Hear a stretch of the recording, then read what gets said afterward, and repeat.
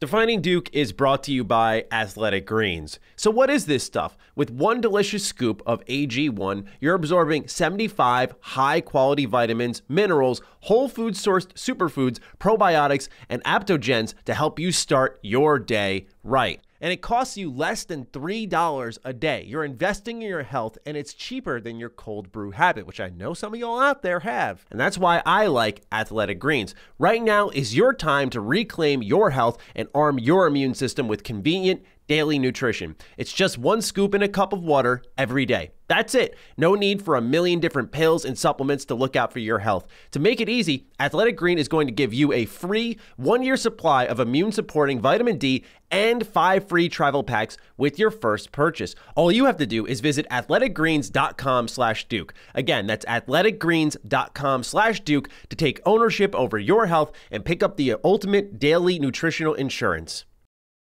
Defining Duke, an Xbox podcast, is brought to you by, well, you. If you want to learn how to support the show, go to patreon.com/laststandmedia.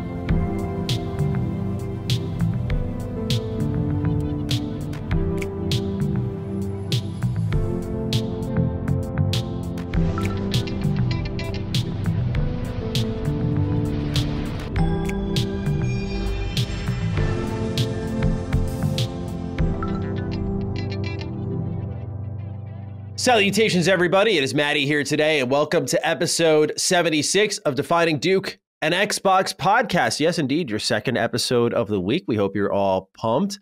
As always, I'm joined by my co-host, Lord Cognito. How are you doing, friend? Duke Maddie, how are we doing, man? I'm doing good. Happy to be back in the States, or on my side, of the northeast side. You know what I mean? Sir. Orlando was nice. Came back from GCX, had a nice trip. Shout out to everybody who came up to me. Got a lot of people. You're going to like this, Maddie. Oh, sir. That's like, look, man, love what you're doing. I was like, oh, thank you, man. I was like, where have you, heard of me? Oh, Defining Duke, man. Like, when we listen to you and Maddie, like, I was like, oh, okay. He's like, yo, I ain't going front. He's like, when you and Maddie got together, like, I got a bunch of those. I was actually like, yo, that's so cool, man. So, yeah, that. People, a lot of Sacred Symbols fam in the building. I want to shout out one of my boys, Seth, a.k.a. Alex. He's run in before. Met him in person. I saw LSM fam was in the building at GSX. There was a couple there, and I got to send my love out to everybody who either stopped, said hi, took a picture, had some fun. So salute to everybody in the crew. Yeah, I saw lots of pictures. What was GCX anyway? I never heard of it until you said, yeah, I'm going that weekend. Like, what is it? So GCX initially started out way back as like Guardian Con, a.k.a. Destiny Con, for us Destiny ridiculous fanboys, and it's doing a convention. And then it got bigger. Then Bungie had a little presence. And then they just got big to the point where they were like, look, it's kind of like how IOPs are. We know you like Destiny, but we're expanding this to overall gaming. Sure. And then, like, I would say 2 years ago was probably when it was really at its peak. Borderlands 3 debuted. They were there. Warframe was there. So it's more of a traditional gaming. Destiny still has a part, but it's now expanded. They're trying to do like their little mini E3 in Florida. And, and the location is absolutely, I call it the Leviathan. It's a Destiny reference, one of the largest locations. This thing it has a golf course on it. Oh, 3 conventions in it. Like, you don't have to leave. You could stay. It's a resort. It reminds me of QuakeCon. I think it's at the Gaylord Texan Center. And this place, I remember I recorded a Fallout 76 video. OG viewers remember this. I was like out in this resort area that was like a water park. And we were just like, we had the camera on set. And we were just like, well, the news broke now. I said, what quicker way to get it out than let's just record right here. So you just see like a waterfall pouring behind me. Like you just see this rock garden. I'm just like, I was like, I have no idea where I am right now. Well, anyway, let's talk 76. So yeah, yes. I feel you. Like the place just keeps expanding, keeps getting bigger. Yeah, it's huge, man. Very cool. Very cool. What's up with you, man? I'm tired. Hey, we killing it. You killing it. I know you tired. I know you killing it. I caught a couple videos. I'm like, oh, he's working.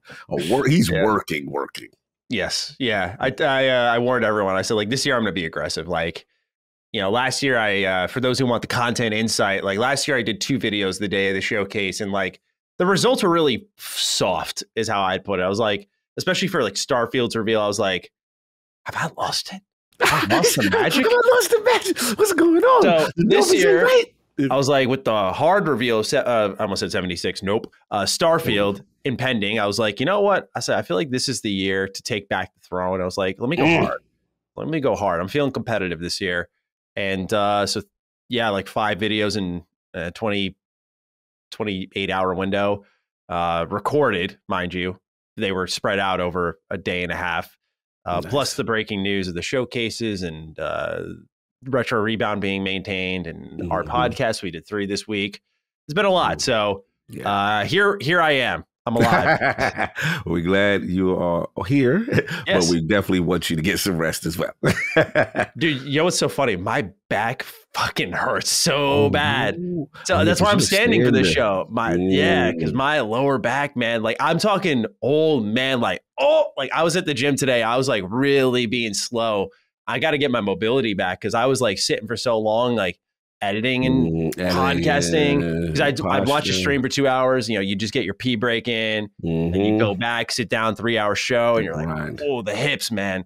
Oh, so, yeah, the hips, all that. You're right. Yeah, we got to get the mobility back. Health is wealth. Anyway, enough about me. Ladies and gentlemen, welcome to Defining Duke and Xbox Podcast. If you're interested in early access for this show, we go live for that every Thursday over at patreon.com/laststandmedia. Otherwise, we hit free feeds on Sundays. Spotify, Apple, Google Podcasts, youtube.com/laststandmedia. Check us out wherever. A lot of new listeners coming in. We appreciate that so much. We had one of our biggest episodes ever in our show's history, just with our prediction show a couple of weeks ago.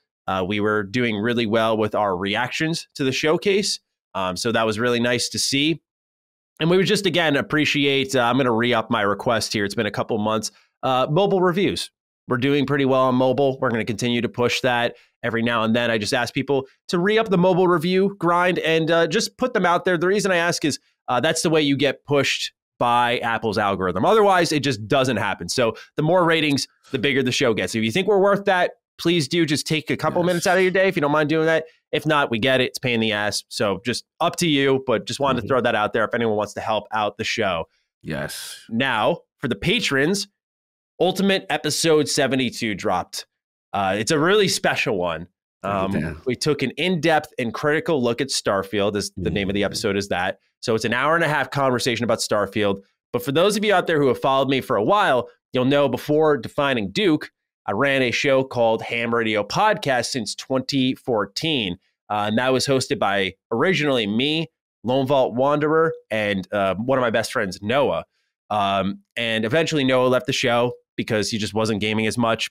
And then Lone left the show because he went to go work at Bethesda. But Lone and I were kind of like the founding fathers of the show. Nice. And, he's my OG. And so he came back in a special manner. Yeah, he came back and we had a episode with him and Chris Raygun to talk about Starfield. And it was a really fun look at the game and everything that we saw throughout it. And we covered each and every single angle of it. And so if you can't get enough Starfield, we got some more for you on patreon.com/laststandmedia, episode 72 of Defining Duke Ultimate. And now, Cog, some questions from the audience. But before even that, we got to talk about this one leak that's happening. And we're not going to go too far on it because by the time this episode goes live, the news will have broken. But I thought it'd be a little fun to see what we could make happen, what magic we could make happen here. So Square Enix is celebrating Final Fantasy VII tomorrow as we record this. We record this on Wednesdays. And the insider, who has spoiled a number of big reveals over at the Xbox Bethesda Showcase, Summer Games Fest. They spoiled things like Persona. They've had nothing but 100% track record at this point. Posted a picture of our man Zach from Crisis Core with the colorful emojis blue, green, red, and black. And at the beginning of this year, there were trademarks for Final Fantasy VII Ever Crisis. So my question to you, Cog, is tomorrow's the event. Are we going to will a 7 remake on Xbox into existence? Or are you just taking a Crisis Core port? What's the read? Because with PS Plus Premium and it having PSP games available to play, I'm like, wouldn't this just be a lock getting the original over there? What's the feel on what Xbox fans who love Final Fantasy VII are going to be able to feast on tomorrow if anything at all. If anything happens, yeah, man. Like shout out to the Snitch. Yeah. Oh yeah. Sorry, I call him the Insider. Yeah. The Snitch, who's I think is Insider WTF. Yeah, so shout out to him. He's like the track record so far has been good. Yeah. We've been seeing some things. He moving. Maddie brought it to my attention. I just can't put myself through the heartache of Final Fantasy VII Remake talk on Xbox right now. After, after my man Rand, put that out in the universe. Now he claims, that it was a prediction or, whatever. He was just throwing things out there. Mm-hmm. Look, I'm going to go with Crisis Core. I'm going to go with the safe pick, remake, multi-plat, that's the emojis, representing each platform.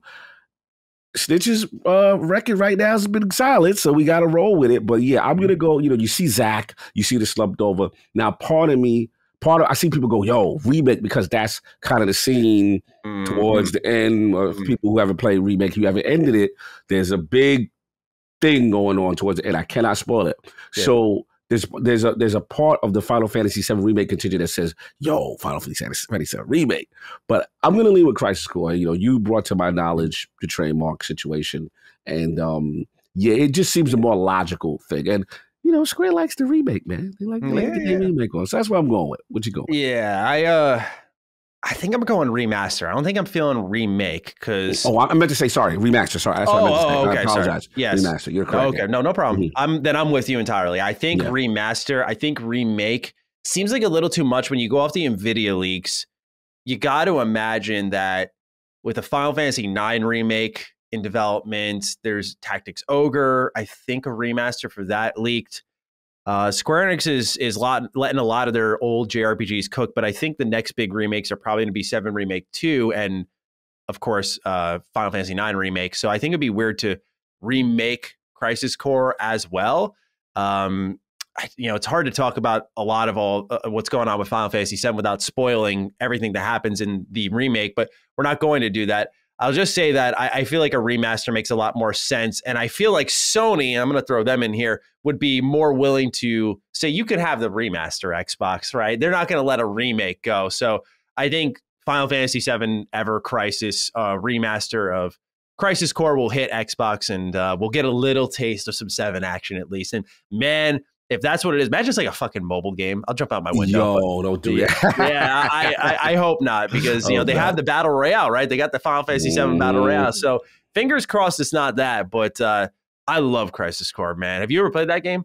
I have not. An addict put me on because when I had to learn, he exposed. He's like, listen, I got you. He said, you need to learn about who Zach is. You don't know. And I said, well, because I'm just a Final Fantasy VII stan. But he was like, you need to know about the Buster Sword. You need to know about what happened. So I did some research on it, and then he was like, yeah, this is the game. And I was like, okay, fair enough. And Carl, all you got to do is tell me you're gonna pretty up with some nice graphics that's presentable now, and now your boy's in. Now I'm all the way in, so I can't wait. Yeah, dude, Zach is such a good character. I can't, man. I'll be so happy if it ends up being real. So all of this may be enjoyable to the audience if none of this happens whatsoever. So we'll move on from this and see if our hopes and dreams come true tomorrow of a Final Fantasy VII Crisis Core remaster coming to Xbox. All right. This question's for you, my friend. It's time for you to... did you see this when I put the script in the chat? I was laughing very hard, so I got to get the context. All right. I'll read the question and provide some context. Some unbiased context, mind you. Frank T. writes in, I have a question directed at Cog. In a recent live stream, Maddie was exposed for not washing his hands. Now, I'm going to pause there because I admitted it. I immediately was like, I didn't wash my hands. Right away. Maddie tried to justify by claiming that he dropped the shorts and never touched anything. If this is true, pee must be getting all over that seat. Either Maddie has dirty ass hands or one real messy toilet seat. I feel sorry for Maddie's girlfriend, and we must all stand up for her in these trying times. Cog, will you be leaving the show as a sign of solidarity against these heinous crimes? Okay. Bro. I just give you a little backstory. All right. You gotta explain yourself with this, bro. So I'm in my bathroom real quick. I was like, yo, pee break. We were right about to start the showcase. I said, pee break. I'm gonna go. I come back real fast. And people are like, there's no way you wash your hands. I'm like, yeah. I didn't wash my hands. Why? And they're like, you're nasty. I'm like, I'm doing what y'all are doing. You're just not saying it. Because I was saying, bro, if I come into the bathroom, I'm not going to try to, emote it too much so y'all don't have like this horrible mental image. Scorn energy. Continue. Yeah, right, exactly. A little phallic energy here. But like, you drop trow, nothing is touched. You step over the seat. It's just, you're hanging, right? Whoa, we gotta talk about this. You let it flow into the bowl. The seat's already up, so nothing's been touched there. You're done. Up go the shorts or the pants, whatever. What did you touch? My hips? Are my hips dirty? So I think I'm well within my rights to not wash my hands at that point. And I know it's gross to say, right? But like, it's true. It's true. I'm well within my rights to not wash my hands. This place is clean, man. Let's hear it. Respect your honesty, but you have to go to decency court right now. We got to put you in decency court, but this is a violation of so many levels. All right, first of all, lay on me. There's no shakeout. There's no acting like, I don't know about you, but when I go handle, right, you drop trial, you get in front, right, seat up. Oh, I know where you're going with this. Okay, so my thing is, it got to be the shakeout. Oh, so you got the lip of your pants and you just jiggle. Oh, you do the jiggle? Oh, okay. No, I don't jiggle my hips. No. That's dangerous energy. Now you're making the bathroom dirty. Now you create the scene. How do I? All right. This pothole is the end of my pants, right? Yes. This is hanging over, right? Yes. You go like this with the end of your pants, so you're not touching anything, dude. It's just. But you're exposing yourself for bad sprinklage. Come on, let's not act like it's a sprinkler out there. Oh my Lord. It's at the end. And then you just walk out? That's it? Yeah. Maddie, you're a savage. You're a savage. Yeah, in this office, absolutely. This is my place, man. I own this shit. No, I respect your gangster, and you're gonna do what you're gonna do in your house. I respect that part. But it's just fun. Like, the reason why it's curious to me is, how don't you make any mess? Like, I am the worst. So my thing is, really? You got to shake out, and then I might hit the seat. I'm that guy, drippy drip. Yeah, no, if the seat's down, that's a different game. You got to get your hands dirty, and then the hands get washed. So you've positioned yourself in such a way that everything. I will straddle the toilet, so I don't have to wash my hands. Yeah. Like, no, so you up on it. Yeah, I'm literally over the seat, and I'm just hands on the back, just like letting it flow, and then That's it. He said behind the back, letting it flow. I can't with you right now. That was funny. Salute to you. I've never heard of this technique. You salute me so much for something that I know the comments are going to be awful. This got to be a discussion. Chat, y'all know what to do. Please let us know. We gotta pick a side on what type of peer you are. like what side of the pee debate are you on? Are you just a shake it out, or you let it hang? Like, where are you at with this? I've never heard this. This is new to me. This is new information. It's definitely what I'd call like a hashtag guy perk, right? Like, just being a guy. That this is just something that, like, we're only number one nasty enough to do, by the way. But just that we're allowed to let it hang like that. It's just salute. You outside, you let it hang. You like, I've covered the correct distance. I'm straddling the situation, so dude, I'm it's a good. calculated effort. But I'm a clean person otherwise. It's not like I'm unclean for doing this, but I know it could present the idea of uncleanliness. So we try. Okay, I'm just trying to write the record before I get taken down. But we'll look forward to the response to everyone there. Just want to make sure that you had a fair chance to speak out against this. Respect. A correction from Kyle Listerman. Hey guys, just an FYI from your showcase discussion, Gunfire Reborn is already on PC, so it's just coming to consoles. It's actually a really fun co-op game. It's kind of generic, however, but a good pickup for day one Game Pass. It had over like 60,000 reviews on Steam, so this is a pretty big deal. Bigger deal than we gave it credit for. Yep, salute to the correction. All right, Kyle, you're being called again, I think, to hold your good friend King David accountable. Hey, Duke boys, this is from Alex Kilgore. Okay, guys, it's time. King David recently on Twitter shared that he bought a pair of Crocs. Not only did he buy a pair, he bought a very loud and colorful pair of Crocs. I believe it's time for our favorite Dukes to buy some Crocs. If the actual branded part of the Crocs are too expensive for y'all's liking, might I recommend going to Walmart and getting the Great Value brand, which are significantly cheaper. Once you both have them, you can give us a review after wearing them for a couple of days. Love the show, and I hope you guys have a Maddie giving a talk to his audience about how to give actual criticism without being a toxic dick kind of day. Thank you, Alex. Glad you got to witness that. What's the read on your boy here? Why he bought colorful Crocs? Is that the read? I don't know what's going on. And this is what I feel. And we got to help King David. We got to help King David. He's going through a tough time right now.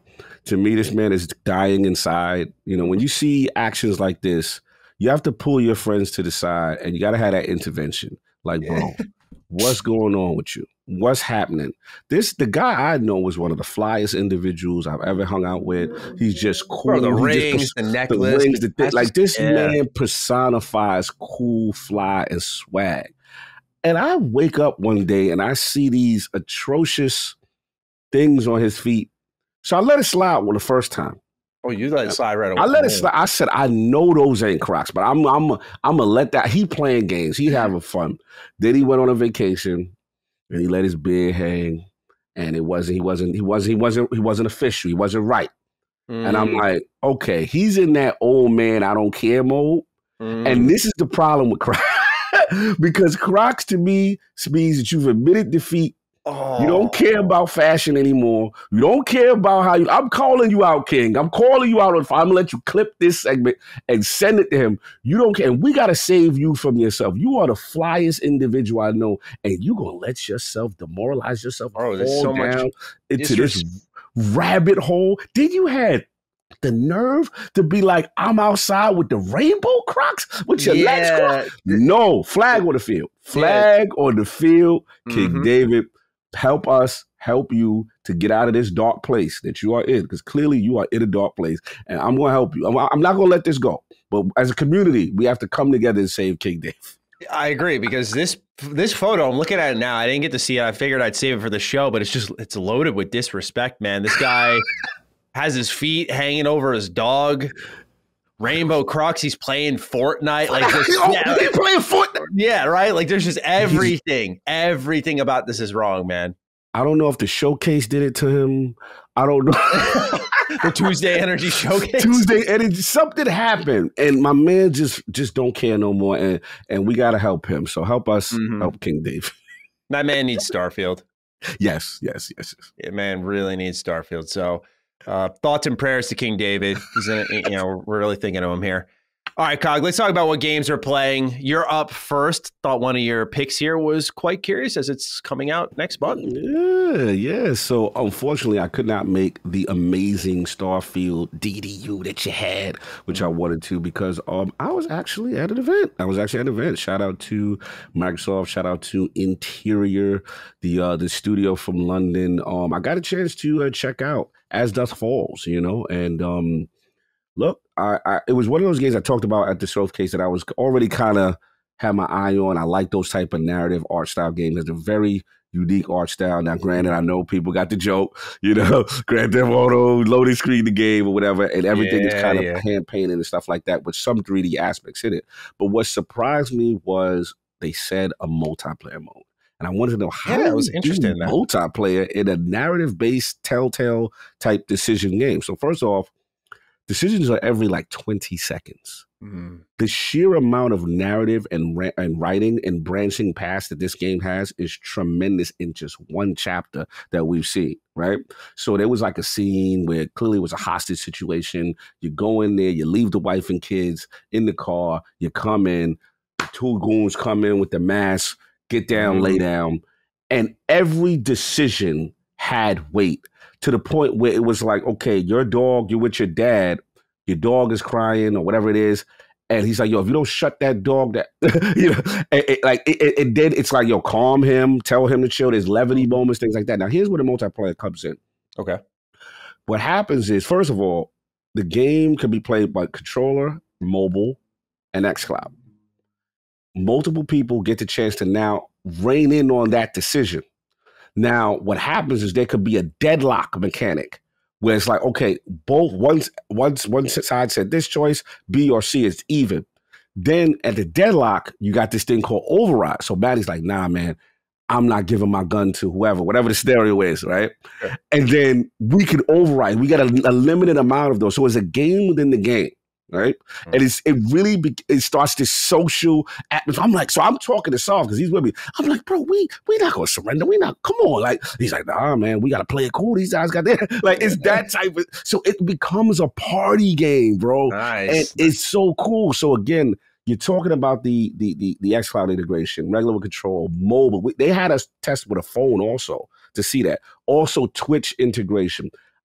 It really showed me the magic of the game, that this could really be big in a social setting and for people who are also non-gamers. Like, this is a game my mom would be like, hold on, what y'all doing? Because it's simple enough. Yeah. So I think they got something, man. And like I said, very mature topics, you know, serious situations. There was a situation where a cop came in and they was like, yo, you want to leave a little bit of evidence on the floor so he could see that y'all guys are under duress? Like, you know what I'm saying? Like, it was, but apparently this game is massive, multiple characters, multiple timelines. Timelines. Okay. Yeah, so again, if you like that narrative style in the vein of Detroit Becomes Human, you know, those type of games, like, and the developer, she's on Heavy Rain. Oh, I love it. Yeah, London still, I'm telling you, man, they got one. I think it's going to be a slept-on little indie gem, and they want to do it in the vein of a TV series. So I played that, really enjoyed it. We got a review up. How many right hours now. did you get with it? We got about 2, and then a developer interview. But it was pretty long, man. The first chapter was extremely long. So yeah, shout out to them. That was really cool.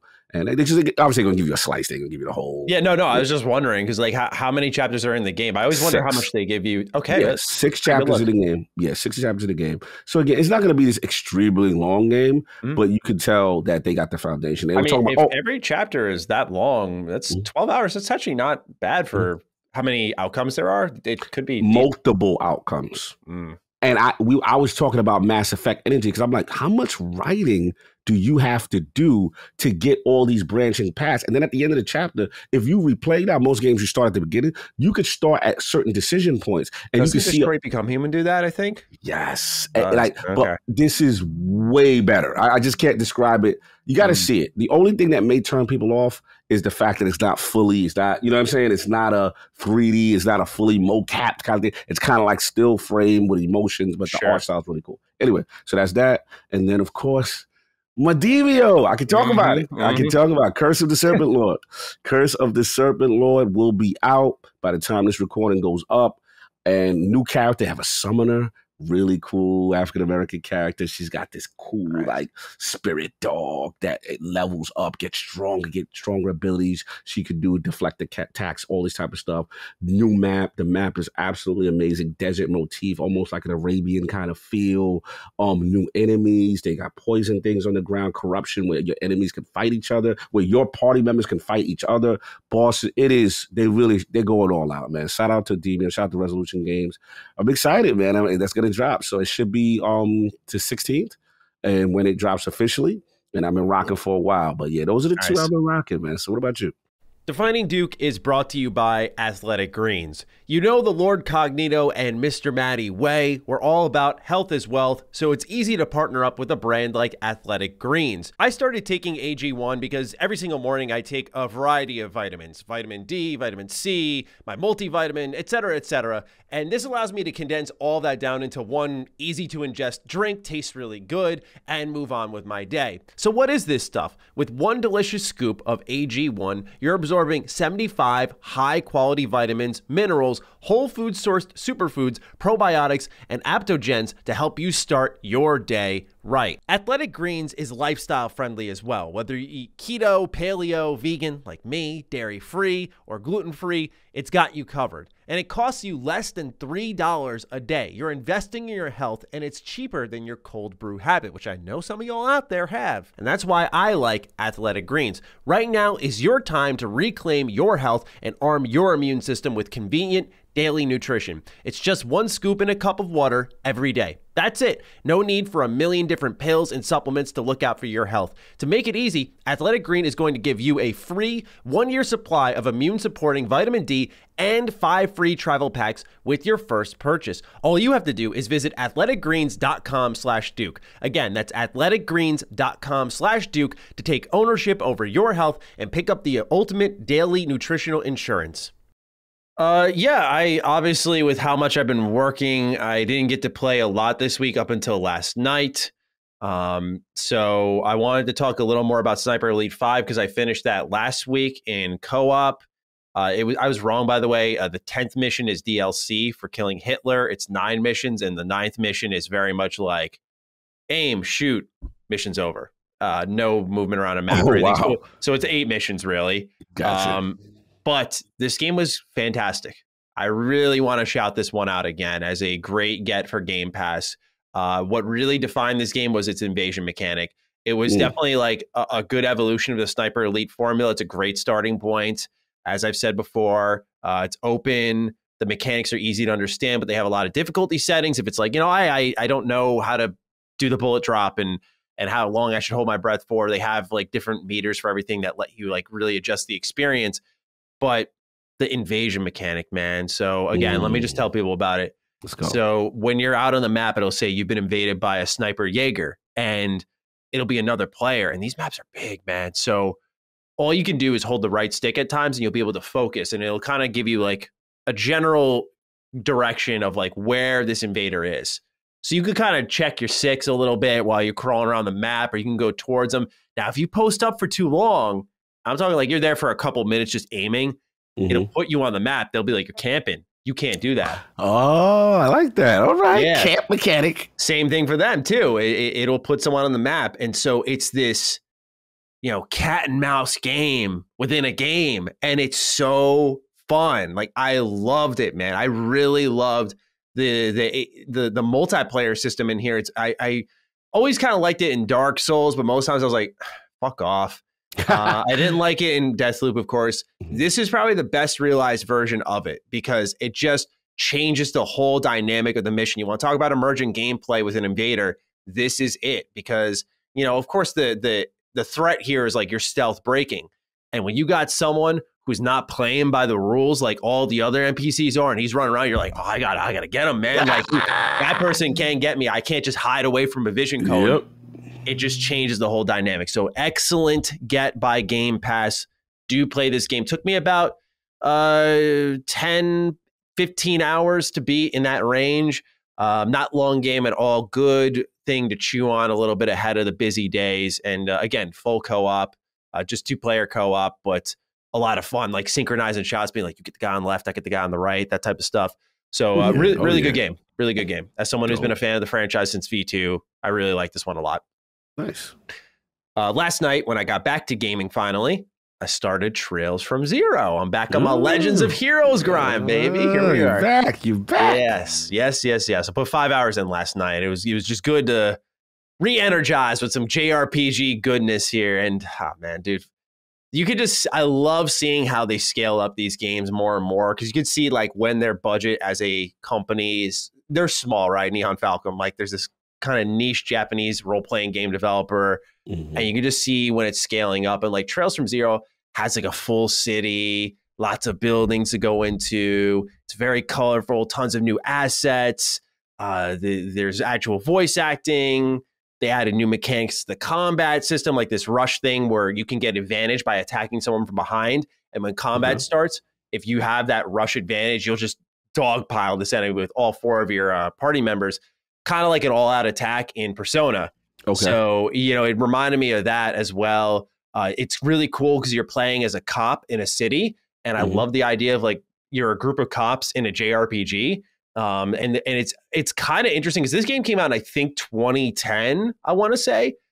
And the way it's written, in a lot of ways, kind of like speaks to today's culture. Like people have lost faith in the police in this world.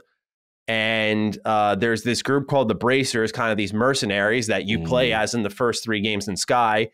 And people are trusting them more. These kind of just mercenaries who are just taking odd jobs. And it's because there's this like criminal underbelly that's buying out the politicians, buying out the police force to turn a blind eye.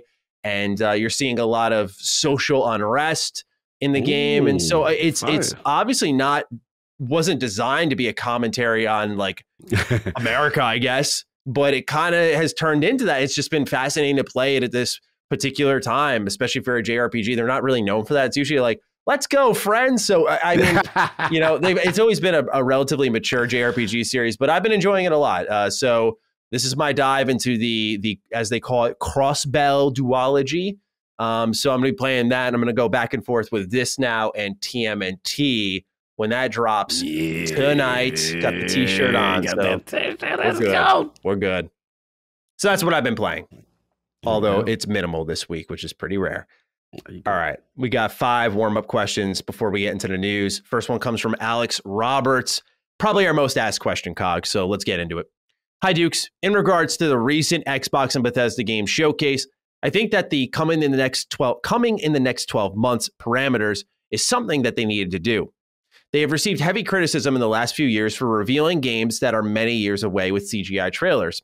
Since XO19, Xbox has officially announced 18 new first/second party games, and as of today, only 3 of those games, Tell Me Why, Flight Sim for console, and Forza Horizon 5, have actually released. With the rest of 2022 being light in the terms of AAA games, it wouldn't be a great look to have yet another showcase of them announcing games that we won't even see for a couple of years, never mind play them. Although this showcase didn't have as many new game announcements as years gone by, I think it's genuinely exciting that nearly everything we saw at the show should be released by June of next year. And it's something I hope they continue to do in the future, and with maybe just a one more thing reveal for the end, as that was the one thing that I missed this time around. And I would agree, but I think they did that with Kojima, right? He says, thanks, guys, and have a great week. Cog, what's your feel on the everything you're going to see here is for the next 12 months? A lot of people wrote in about this, and the patron consensus is they should keep this. Do you agree? I am torn. There's a part of me that don't like it. There's a part of me that doesn't like it. Listen, it does set realistic expectation. Okay, I get that. But there's a part of me, and forgive me for saying it, I'm tired of keeping expectation in check with Microsoft sometimes. And look, it's not fair to them. One minute they're like, hey, you're not giving us gameplay. They give you game. We'll get into that aspect. But as far as the 12-month thing, it almost took a little air out my sail when Sarah came out and said it, because I didn't think they was going to be real about that. Like, I've never seen them do that in a show while you're watching. Hey, by the way, everything you're seeing right now is the cutoff point is June to June, 12 to 12. So I've never seen it. So I'm like, part of me like, yeah, whatever. But oh no, they held to that. So there's one part of me that says it sets realistic expectation. But then there's another part of me, I'm not going to lie, man, let's be honest. Like, if we broke this show down, me and you both agreed that the second half of the show was really strong, the end. Yes. Right? Yes. For Japanese games and all that specifically. Yeah. One of those moments, at least for me, is seeing Kojima out. That's not a 12 months. So to me, if you're going to rate all the things, Diablo, the games, of course, that's coming out. But I that's where I'm at. I just don't want them to lock themselves in where the wonder moments don't come. But, the Avoweds and what I'm saying? Like the wonder, like that's part of the Super Bowl showcase as far as I'm concerned. But I'm curious to where you land on this. Yeah, it's definitely something I've been stewing on the last couple of days, because I was thinking that maybe this is a new mandate and why we didn't see Avowed, and why it's possible we see Avowed at like the Game Awards, because then it's fitting that 12-month thing where it's like you're going to see it, and within the year, maybe holiday that year, 2023, you'll get it. It's something that I'm very much aligned with you, where I think banger showcases just need to be that, right? There's no strategy to it. I think one of the best showcases I saw was the PlayStation Showcase last September. I'm biased, by the way, I know. But seeing KOTOR remake Wolverine and Spider-Man 2, I don't care that they're like 3 years out. See? That was exciting as hell to know. Like, as a PS5 owner, I'm like, yo, that's a lot. Yeah, like I just feel like the issue is delivery. That's it. We're really circumventing the issue here, which is delivery. Like, they just got to start shipping games, which I just published a video on it as we're speaking now. 2023 looks like the year where just like the bottle has built up so much, it's going to explode. Like, cork's going to fly off and there's no containing anymore. Like, you can only push back games for so long before, as a business, you're like, we got to ship these. That's just it. That's all there is to it. So eventually they're going to finally start shipping. They'll have a new, I'll put this in quotes, problem, where it's like every month we're going to have a big AAA game to play. And then what happens after that? Does the cycle begin anew? We can talk about that separately. But again, I just think you can maintain some of the momentum of like what you're getting now, a Starfield, a Redfall, Forza Motorsport, with a what's in the future type of like New Vegas 2, maybe pulling the trigger on that. I just think you don't hold strong to that to the point where, as Cog said perfectly, the wonder moments don't exist. I just think, we've seen the formula for a good showcase work, and it comes with distant surprises, unexpected alliances, Kojima and Xbox, and it comes with, the games that are soon that really show well. And I think Xbox had a couple of pieces of the puzzle, but I do think, they were snake bitten a little bit by, of course, the delays. I think that's just something that even during my like rawest Starfield reaction, there was the pain of like knowing like I'm not going to have this soon. Right. Exactly. And I know that kind of contradicts what I was just saying about like some of the deep announcements. But again, I think like conceptually, like I'll take the KOTOR remake. I know I'm very biased on this, so I'll just keep it light. But like, you're like, okay, Knights of the Republic, it's a remake. Here's the team working on it. This is the thing that exists. That's something I can get reasonably excited or even pumped about without it like destabilizing the whole show, because it's like, oh, well, that's years away too. It's like, well, I know what to expect with this, right? Like how far off the beaten path can we go with this game? So that's all I really had to say about the 12-month parameters. I think it's healthy, and I will throw this, and I'm curious if you feel the same way. I think these opinions we have will probably change, because as we get deeper in the Xbox ecosystem and things start to come out, one thing that really seemed strong to me this year was console launch exclusives. And if you keep that up while your first party's rolling, which we're going to hope really truly begins in earnest in 2023, with a steady content rollout, that next 12 months parameter could be really great. Look at everything that's coming out in the next 12 months. And it's also a strength in the sense that one thing I did compliment their showcase for, as I had time to think on it, is, with all the good stuff they showed that were surprises, I think like High on Life, Ravenlock, just as a couple like indie surprises that looked really, really good. It's like, oh man, and they still showed off Starfield extensively, Redfall extensively, and they have up their sleeve, an extensive Hellblade 2 showcase, Avowed, Fable, Perfect Dark, Everwild, et cetera, et cetera, et cetera. So it can be a strength. It can turn into a strength. Right now, though, I can't just say confidently, like, you got to do it, because, again, I think it all is based in delivery. Do you agree with that? Do you think this could turn into something that we might change opinions on later on? Yeah, it's very, very possible, because, the thing, too, is I think the issue wasn't as all just the 12 months. I think the issue just came down to presenting things that we kind of knew about, and then things that we didn't know about, right? I mean, things that we like. I don't want to be disrespectful to indie games, but there was a lot of indie games in there, right? That a lot of people have not even given a chance. What's that game, Benedict? Like, I think that looked fire, right? Yeah. But I know, like, a lot of people are like, yeah, whatever. And I think it's going to be one of them situations that when these games actually drop and then hit the masses in these 12 months, and people give them the respect that they deserve, and if they land, then we'll look back and be like, no, this was actually a decent amount of quality games. But what it is because you didn't get the wonder, and we got that sandwiched in with stuff we knew about, like, Forza Horizon DLC, Sea of Thieves DLC, Microsoft Flight Simulator content. That I think that it's that what held it. So that's where the wonder comes in, to mix up that little cadence. But I see what you're saying. I think you're onto something. I think this could be a situation that when we look back and those games release, then we would need to revisit this and say, okay, how does this now hit now that these games have come out? Yeah, because a lot of, just to add on, just a lot of what excited me, I think this 12-month parameter works if a lot of what excited me was closer, right? There were some that are closer. Again, I always go back to High on Life. Like, that's one of my favorite ones from the show. I thought that game looks so great. Yeah, I can't wait for that. I showed Laylee, and she was just like all about it too. Like, we're pumped for it. But like the ones like Diablo 4, Starfield, Ravenlock, many other games are all in 2023. So that's where the 12-month parameter hurt them, that the stuff that I am excited for, like really pumped for, still feels really far out. So yes, again, delivery, I think, is really important here, and that parameter will become successful to them in my eyes. Yeah. All right, Cog. This next one comes from David Markham. Howdy, boys. I can't seem to wrap my head around one thing. Xbox games yet to come, such as Hellblade. Do you think these games are going to be at events like Gamescom or the Game Awards? Do you think we've seen all Xbox has to offer this year? Keep up the great work, David from Ireland. Have a Persona is coming to Xbox, but Sony fans still won't let you enjoy it kind of day.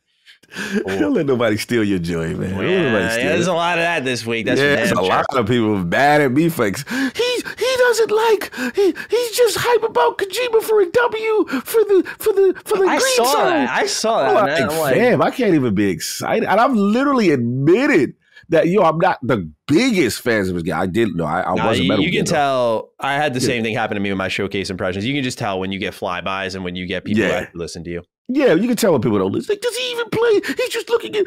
I'm like, oh my God, calm yourself down, bro. It ain't that serious. Like, let your emotionality show a little bit. But anyway, look, with this situation, with the Hellblade and things like that, I think there is a strong chance because the way we've already looked at this roadmap from them and all the acquisitions and things of that nature, they're gonna have to spread stuff out.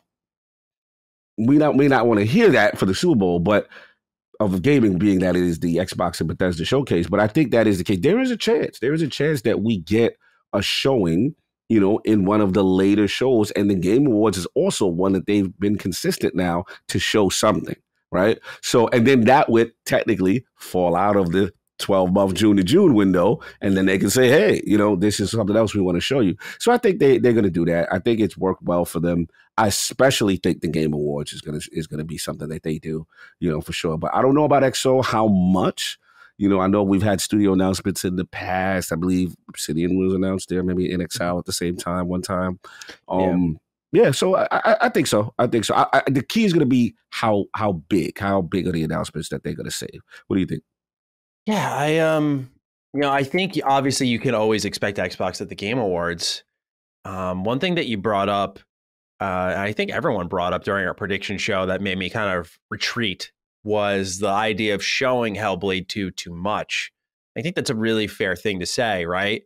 So I think you guys are on the money with that. And I feel like with that game, the next time we see it, it's like it's dated coming within the next 4 to 5 months. Like, I'm with you. I think because it got announced in 2020. I'm sorry, what was it? 2019? It got announced. Yeah, because it was with the Series X console reveal, right? So 2019, it gets a showcase of gameplay in 2021. If we see it again this year, you have to put a date on it and be like, here's when it's coming. So I feel like that's when you do it to not overmarket it too much and just start drumming up the hype. So I don't know if I would expect Hellblade 2. I think that's when it's like, we know it's going to be good to go on this date. Absolutely. Avowed though, Cog, we got to talk again about Avowed, brother, because this is the one that's just living rent free in my head. It really is. I think about the Xbox Wire post. We're going to show you gameplay soon. This was after the showcase last year. It's the showcase this year. We know it's because of the 12-month parameters. But then there was that deleted Jason Schreier tweet that's also taking up a little real estate, saying that there were some changes in leadership. It's not doing as well as people think. He deleted it because he did say he didn't want people making stories about it. So I don't know if there's truth to this anymore because he hasn't posted anything about it since as of the time of recording this. But this is one that I'm like, do we see this year? Do you think? Because I know I was just saying maybe the Game Awards if it's coming out by holiday next year. But what's your feel on it? Does it chip into the Starfield hype even if you see a Skyrim competitor before that game's out? That's another question mark I have. So I want to pass it to you. How are you feeling about Avowed? I think you've said how I felt, which is I feel like they're going to keep it away from Starfield. And I think right now, I think it's fluid with Avowed on some level. I don't know how much of a development issue is going on or changing direction. So I can't comment to that. But all I can comment is based on the information we've seen. And the information we've seen is Starfield needs a little bit more time. So if Starfield needs more time, it's to their best interest to separate them. They are too not similar, but these are these soul-stealing, immersive RPG type games that you cannot have cannibalize each other. So that then leads me to believe that you may not like this, man. I'm going to put it out there now. Yeah, I know. I see your face. You may not like this, but I'm going to start putting it out there. Because 2023 looks absolutely stacked. Think about it. Redfall, Starfield. Then we got Forza that we thought was going to be this year. Forza's got to shine, right? A lot of content from a lot of other games to 2023. We don't know where Hellblade lands, right? But there's a part of me that says, let's just say Starfield is towards the tail end of that 12 months. You know, I don't know. Like, do you put like a Starfield in a May, June, and then have Avowed in a October, November? Maybe. You know what I'm saying? But I don't know. Like, and then also we have to take a little credit. What if there was a slight setback or something with Avowed, right? And maybe this is my last point. This is what my new thinking of how they're operating. I think that they are no longer, once they give you that CG trailer of that they're working on it ahead of time, that's it. I think the new thing now, I have no sources. This is what COG is just guesstimating. My direction thing with them is I think that they are not showing the Hellblade, the Avowed anymore until it's ready for release. So if it's E3, you know it's coming out that year. Because I think they are cognizant that people are like, yo, we've waited all this long. So if you show it, it's going to be 2-3 years out again. Like, I think they're snake bit by that. And I don't think they want to deal with that. So I think Starfield, I'm blaming Starfield. I'm gonna be honest. I am blaming Starfield for all of this. Starfield put them in a position that they did not want to be in. They wanted this game out if it was up to them and it was ready. Not that they had the gun to tar. Yeah. But if it was ready, they would have been set. After this, and after they got dragged and mismanagement and what's going on, they don't want to deal with that. That's my prediction.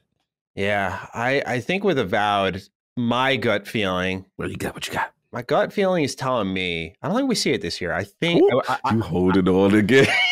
I don't think so. I think what's going to happen is you let everything else go, and you kind of reload the chamber for the next big event. And I think Avowed could be a situation where we're really at a fever pitch by June next year, right? And we're like, okay, we're coming off hot of Starfield, Redfall. We'll see how those are.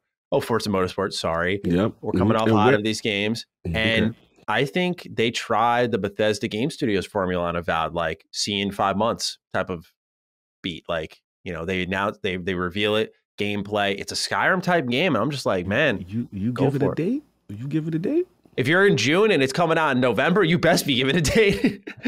All right. Oh, did you see? You heard about this Starfield game there, 11/11, right? Remember that one?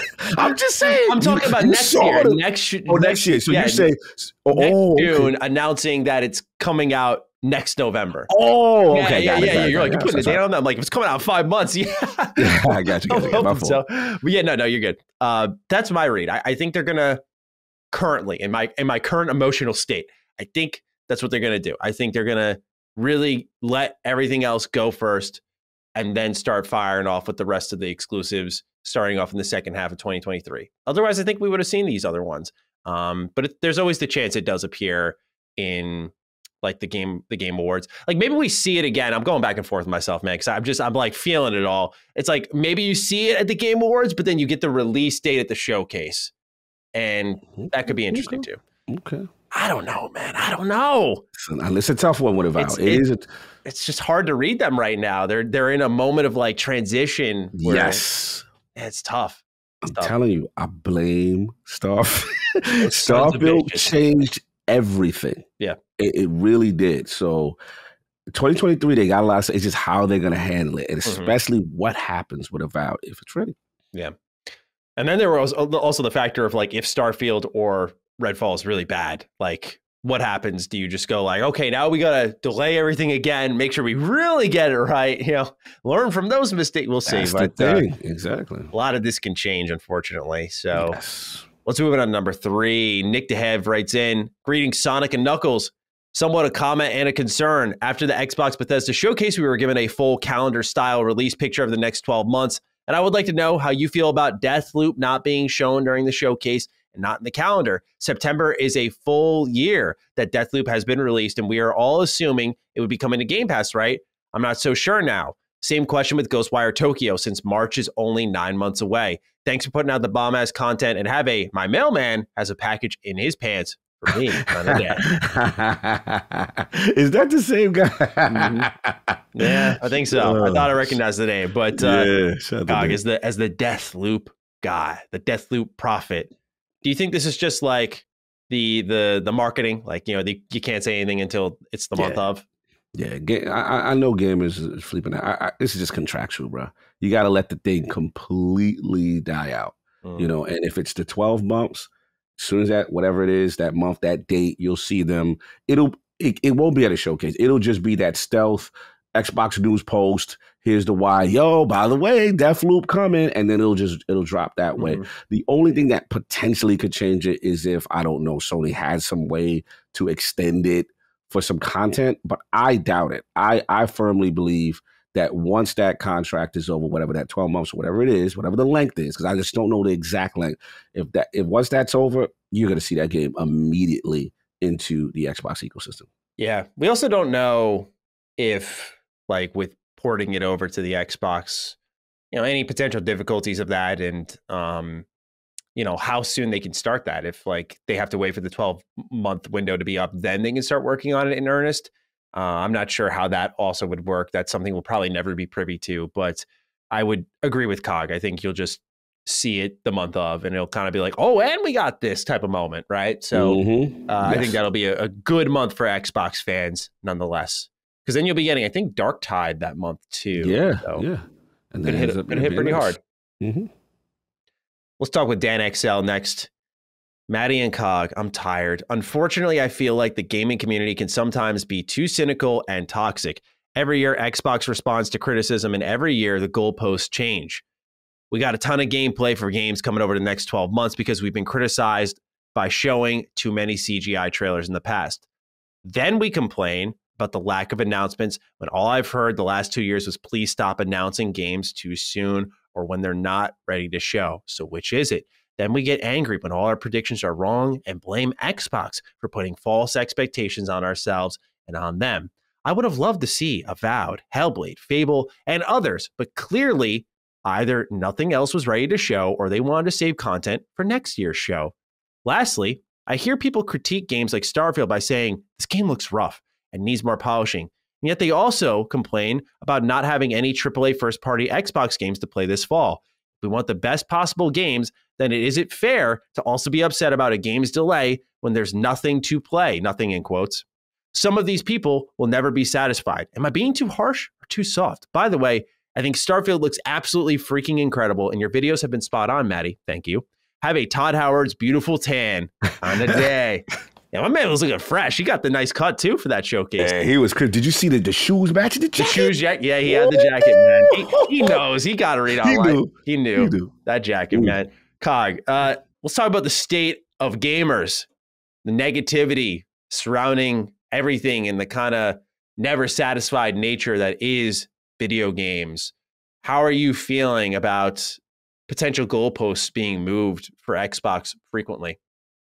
I think it's accurate. And I usually don't like to get into the whole bias thing and all that, but Dad XL is speaking to my soul. You see me shaking my head, making the sounds and stuff when he's saying his comment, because I do feel this is a situation where listen, they're $1 trillion company. I get it. No one needs to sob tears for Microsoft. They'll be fine, right? But if I'm going to look at it objectively as a person who has all the consoles, all the platforms, right?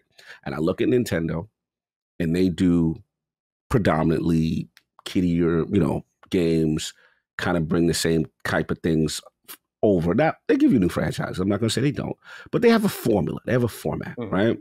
Then I look at Sony, right? Quality AAA. You know what I'm saying? Like, hashtag just one energy, that graphical fidelity. But they have a formula, right? It's kind of the same, whatever. And I look at Xbox, right? And I look at Xbox as this in between. And what I look at them is, to me, what they've signified is, whether you like it or not, they are going to have a diverse lineup all the time. That's what their pitch is, because it's tied, in my opinion, to Game Pass. And if Game Pass is to be successful, you can't just appeal to one type of gamer. right? So the way I look at them is, okay, I look at this past show. Yeah, was the whole show a 9 out of 10 for me? No, right? But the way I think they look at it, it's just my perception, is that you can't walk away that show and say that there's nothing for you. Because there's at least 3 to 4 that, as whatever genre you like, kitty, whatever, mine is fighting. Mine is fighting. Yeah, fighting games not existent. Yeah. Okay, I just said I got to throw my shot. You know what I'm saying? But anyway, other than that, they've got every genre on Smash, right? And here's the other thing that I don't think again I want to speak to. I'm gonna get to Dan's question, but there's a part of gamers that annoys me when something's not for them, but is massive. I understand Sea of Thieves is not for me, Ben. I love you, right? I will do a game with you and I'll play it for a little bit and I can see the fun in it, right? But long term is not for me. I want progression. But I cannot negate the power of that. I just thought of Ben like twinging in his chair a little bit. Yeah, he's twinging right now. Ben, I love you. Like he's just like, there is progression though, Cog. There is progression, but what I meant to say is progression in terms of outside of cosmetic. Nah, I know what I meant is I want permanent, like a better gun than someone else. And that may affect balance. And that's not what Sea of Thieves is going for. And I get it. I understand what my disconnect with Sea of Thieves is. But I want to be clear. Sea of Thieves is a massive game with a massive following, right? Mm-hmm. So I can't dispute that and just throw it away. And what I'm getting at is this. There's a lot of these type of games. Even that Naraka game that you put me on to, you're like, oh, that's not new. I'm like, oh, I didn't know this was a huge game overseas. And that, like, this thing is massive, right? Mm-hmm. So this is the thing I'm noticing. Gamers, we're selfish. We want what we want, right? And we're very critical when we don't get it. And that's fair because you're a gamer, you're supposed to appease to yourself. But the way Microsoft is doing it, and I'm going to say something controversial, I do feel it's a good strategy because if you're going to be around, you need to appeal to different type of gamers because guess what? The hardcore don't always move the needle, bro. Look at the top 5, 10 games on NPD or whatever.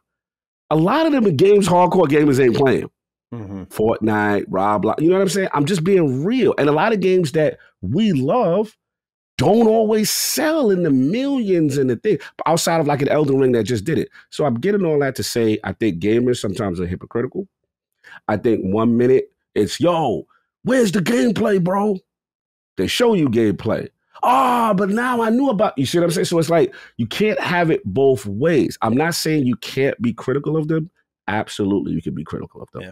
All I'm saying is I do feel Xbox is sometimes put in a position where it's like, bro, you can't win with the gamer sometimes because it's like you do exactly what they say and then they still mad with you. But look, that's on them to figure out. I'm not boo-hooing, oh, woe is Microsoft, there's bias. I'm not going all that. All I'm saying is I understand if I am an executive that worked for them, how you could be frustrated because you're like, yo, I gave you your Japanese games, bro. I did this.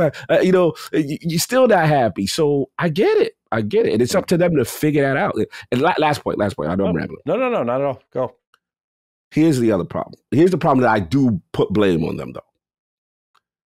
Anything you show has to show well from a technical standpoint, and you have to pick well. I feel with your pacing and your order and stuff like that. And I think that's a lot of the problem because you have good pacing, good order, and you show things well, that can mitigate the 12-month things. They're like, oh, these games are fire, and no one's complaining. And that comes that maybe that's quality control. Maybe their quality control needs to improve, like how Sony does their shows in terms of what is showcased. All right, I'm rambling. I'm dying to hear what you think about this because this is a very big polarizing thing in the community right now, and I want to know where you stand on it. Yeah, I mean, you said a lot of what I was feeling, to be honest, but I guess what I could say in addition, if anything, is we are in a very interesting time where you can see in real time people's active discomfort with people enjoying things. You don't say. It's really awkward because like it used to be okay to do this. I remember when I was covering Fallout 4 and I was like 18 and I was just losing my shit over everything. And yeah, to the point of not being a fair reporter in the sense of like, I don't think it was so extreme like some people used to paint me where it was like, I literally couldn't tell the difference of when Bethesda was doing right and wrong. I call them out. I just wasn't as extreme as people wanted. And what's happened is the internet oftentimes wants you to, I would say, affirm their emotions for you. And don't say. So when it really came back to me when I posted my reaction to the Xbox showcase video, and I was not glowing about it. I was like, this is good. And I say at the end of the video that I thought it was better in the year before's. I enjoyed it way more in the year before's because there was the heavy hitters were there, man. They were there. They had answers to single player Game Pass. It was a good show. Like I said, B-. That's not bad. But a lot of people were like, didn't you hate it? Didn't you call it rough? Why did you say this? Why aren't you celebrating Forza? It's like, do you want me to give you my opinion on shit, or do you want me to say what you want to hear? And I know it's not an original thing to pose to the internet of like, what do you want to hear right now? But you take that conversation that goes on for us, and then you bring it to the platform of Xbox, and it's a very similar mentality of like, well, we did this in response to your criticism, and the goalposts move. So I'm of the mindset, and I know some people take it as fanboyism, but it's not. It's just, yeah, the way people talk about Xbox versus PlayStation is fucking worlds apart. It absolutely is. It's not close. It's not. And I don't think I'm not saying you got to blow smoke up Xbox's ass. They've done some stupid things, but I just think the way people, again, Starfield shows up. And I'm not telling you to go like Starfield, but I think that's why I said in my video, I said Starfield earned my respect. I did not respect what Bethesda was doing with their games, but it earned my respect because I have not, I thought Fallout 4 was like awesome. But now to see Starfield, I'm like, oh, they're actually getting hungry.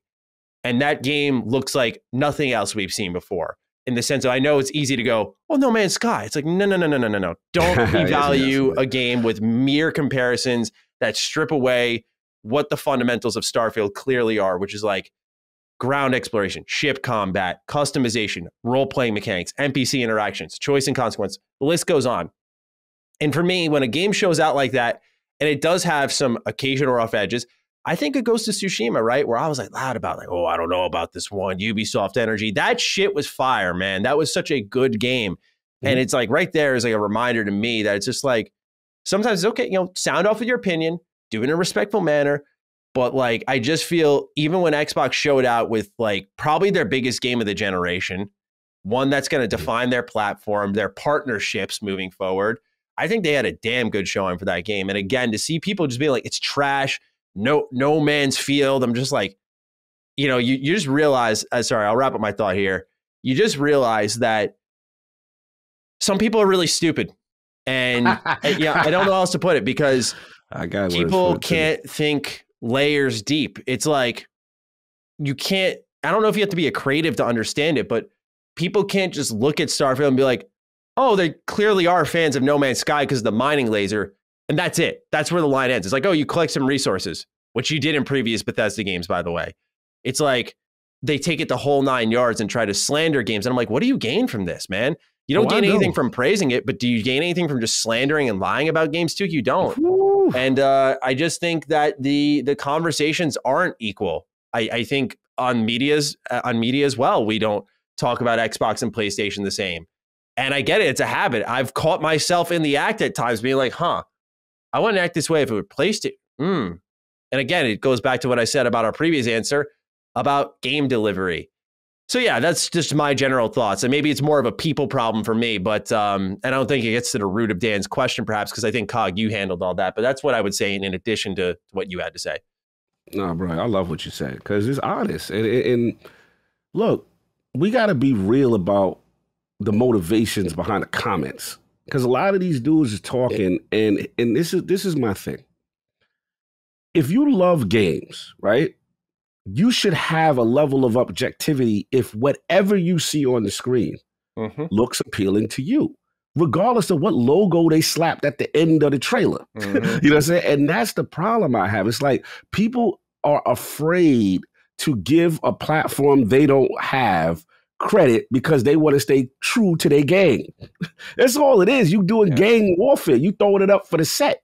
I'm not throwing it up for anything, bro. Like, if the game look good, it look good. If it don't, it don't. But here's the other thing, which you eloquently said. It's like, the other thing I don't like that's just whack, goofy energy is when you feel the need to, if I see Maddie excited about something, even if it doesn't do nothing for me, I don't gotta go on Maddie's timeline, go on his video. What are you talking about, bro? It's trash. Like, why are you upset at that man's joy? Yeah. If you don't like it, it's not for you, cool. But when you see people go out of their way to do these personal attacks, and then you know what the number one thing is, you're damage controlling, bro. You're damage. No, because I don't agree with you. Guess what? You can't tell me how my food tastes. You see what I'm saying? I like that. You can't tell me. Everybody like different levels of ice cream. You can't, I like mint chocolate chip. You might not like that, but you ain't gonna tell me that my ice cream flavor is trash because you don't like it. It's just, again, we could have jokes with your friends, but all this There's a way to do is it. rooted within agenda. And you got to be smart and be able to pick through it because you can see it. People really let their agenda show. and that's where I'm going with it. And that's the part about this that sucks. And look, I get it. And I want to be fair because I don't want to be like I'm like bashing on PlayStation and all that. Look, Sony has afforded themselves a lot of social cachet because of the great titles they've produced. And I understand Xbox history has to get there. I get that part. But when we get down to practices and what games look like and stuff like that, and I just don't see the objectivity, then I got to question the source. And then what you start to notice, the source has the same repeat comments. Remember the 10 tweet rule I'll be telling you about? Look at the 10 tweets, the past 10 tweets. And it's always, this is trash. Xbox fans this, PlayStation fans that, Nintendo. And it's the same rhetoric for 10 tweets on. That person don't love gaming. He in a gang. He in a gang. He repping it for the set. That's what he doing. So that's all I got to say. Well said. I love it. All right, our final question before we get into the news. Ed writes in, what's up, Dukes? I just want to know how well you guys think the Persona games will do on Xbox. I always hear about people wanting to play them on Xbox. When a JRPG game is released on Xbox, they don't seem to do so well compared to Sony and Switch. Is Game Pass the only way to get people to play these types of games on the Xbox? I understand that Game Pass is a good way to get people to play games they never would, but I'm a little confused as to why someone would buy it if it's part of the subscription service. As a person, I want to sell them on Xbox. I misread that. As a Persona fan, it must have autocorrected because I fixed their first one that said it said person, but I missed this one. As a Persona fan, I want them to sell on Xbox, but I don't think we'll get anything close to PlayStation numbers. Thanks for keeping me up to date on everything Xbox and have a Persona coming to Xbox, but all my Xbox friends don't care kind of day. Well, Ed, it's funny you say that, Cog. I just want to jump off real quick with this. Let's go, please do. I think it's smart to lead with Game Pass on a game like this. Because right now, I think Xbox fans are reluctant to try it. It's not like the 360 gen where they were really pushing it hard and they had some exclusives and they were developing things like Lost Odyssey, like ambitious types of games, right? That are Japanese rooted. I think day one Game Pass is, for Wolong, for Persona. This is the way you get someone who would otherwise never try. Like your friends who don't care, you get to try it and be like, dude, it's free. You put it in quotes. Just try it.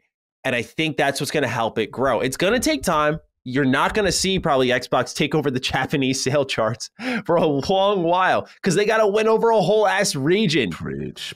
But I just think for starters, I want to dish it to you, Cog. I think Game Pass, as I've said for a good year now, is going to be a major key with xCloud to getting people to try JRPGs on Xbox. Do you agree? Yeah. How do you feel Persona games will do on Xbox? Well said. I mean, couldn't have said it any better. You nailed it. I think that's just what it is because we have to be realistic, right? And the Xbox Xbox platform has kind of established itself with an identity. At least in my eyes, in 360, it was kind of the COD box, your sports box, dude bro shooters, first person. That's Xbox, right? Mm-hmm. And they never really, yes, they had that 360 moment, but they never really established themselves as JRPGs. So then the Xbox One era comes. It was just not existent, bro. Hey, bro, what's going on? Abandonment, like, yo, that's child abuse. So, you know what I'm saying? Like, I don't know what happened, but that's why I said that's why the conference resonated so. It really touched my soul because, again, we complain as game. I complain. I'm like, what are y'all doing? And to see them come out and address this, and what you said was key, because yes, as a whole, that base probably doesn't buy Japanese games. Mm-hmm. But if you put it in a service like Game Pass, and it's just like, bro, just check that out. I'm telling you, and then you can start to see the wheels turn, and it's going to be a slow process. It's probably a generational process. Yeah, but what I like is the commitment now, so that now you've established you're never going to miss these games. And when the new games come out, like you said on our last stream, that you're going to have the new Persona 6, and you know what I'm saying? And then and now you create a new fan of a genre that might have never had it before. And I think Game Pass is the way for them to ease back in. Completely agree with you. And let's not forget that you're trying to, more than anything, probably reach not the US gamers and get them to play JRPGs. That would be great. You want to get Japan, right? Money speaks the same language over there. They don't want to spend it. They can save it. Wolong. Oh, this looks good. Day one Game Pass. What's that? I don't got to pay $15. Okay. Give it a shot. Remember the regional thing I said, not to cut you. No, that game was huge over there. So now it's like, okay, it launches in Game Pass first over there. Let's say you catch the next Fortnite bottle. You catch a wave, a Japanese wave. Yeah. You see what I'm saying? Yeah. And now it's on your platform day and date. But I'm sorry, continue. I just wanted to mention that was really all I had to say. It was just, you're going to win over the region more than anything, and then it'll hopefully spread with bigger games to the West. And you can invest in those. Again, I think of Lost Odyssey, not that it was popular, but Lost Odyssey in the sense of like big budget, right? Yes. Like really pouring some money into it and making something special. So Absolutely. I don't know if it'll rock up the sales charts. Maybe it will. Maybe it'll do really well. That'd be awesome to see. I don't fully expect it, especially with Game Pass involvement. But you want to get people playing them first, so they'll pay for like Persona 6. Yes, and I love that they didn't give up on the region. Yep. And like I said, we know what they're up against. Yeah, but that's how you start the foundation. Right on. All right, let's get into the news. Number one, Todd Howard did an interview with Duke Ryan McCaffrey of IGN. My man dropped some bombs, to say the least. And we got the bullet points here. Let's start off with the first one. We'll go through it piece by piece, Cog. He confirms that Elder Scrolls 6 is in pre-production. Not too surprising there. Mm-hmm. One that I thought was more surprising, given that we used to fight tooth and nail to find out what Bethesda was working on currently, let alone 2 games from now. Fallout 5 is next. They do look at other projects from time to time, but they said the plate is full. Cog, what this would mean is probably Elder Scrolls 6 by like 2027, 2028. And Fallout 5 is looking like a 2034 video game at this rate. I got to collect myself for a moment. If you wanted to go first, please. I was going to give you this moment. Nah, it's all you, man. Bro, I don't know what to say here, but this is what I get from this. And first of all, I'm going to be honest. Let's not sugar. It's inexcusable for Fallout to miss a generation, in my opinion. That game is too big to completely skip out. Now, we're not trying to say Microsoft go crack the whip. Go. I mean. Well, maybe. I know, Maddie. I'm going to let you go. Change my tune for this one. All right. But I do feel when you look at what Bethesda has to offer and you don't get that franchise for an entire generation, like that's a problem. So this is what I think was going on. And just from the outside going in based on that statement, Bethesda is very possessive of their franchises. And Bethesda seems to not want to let anyone else do it. Part of me understands from a selfish development, we created this, our baby. But here's the thing where it gets weird. The actual creators are in the building. Mm-hmm. The actual creators. Hello in Exile, hello in Obsidian.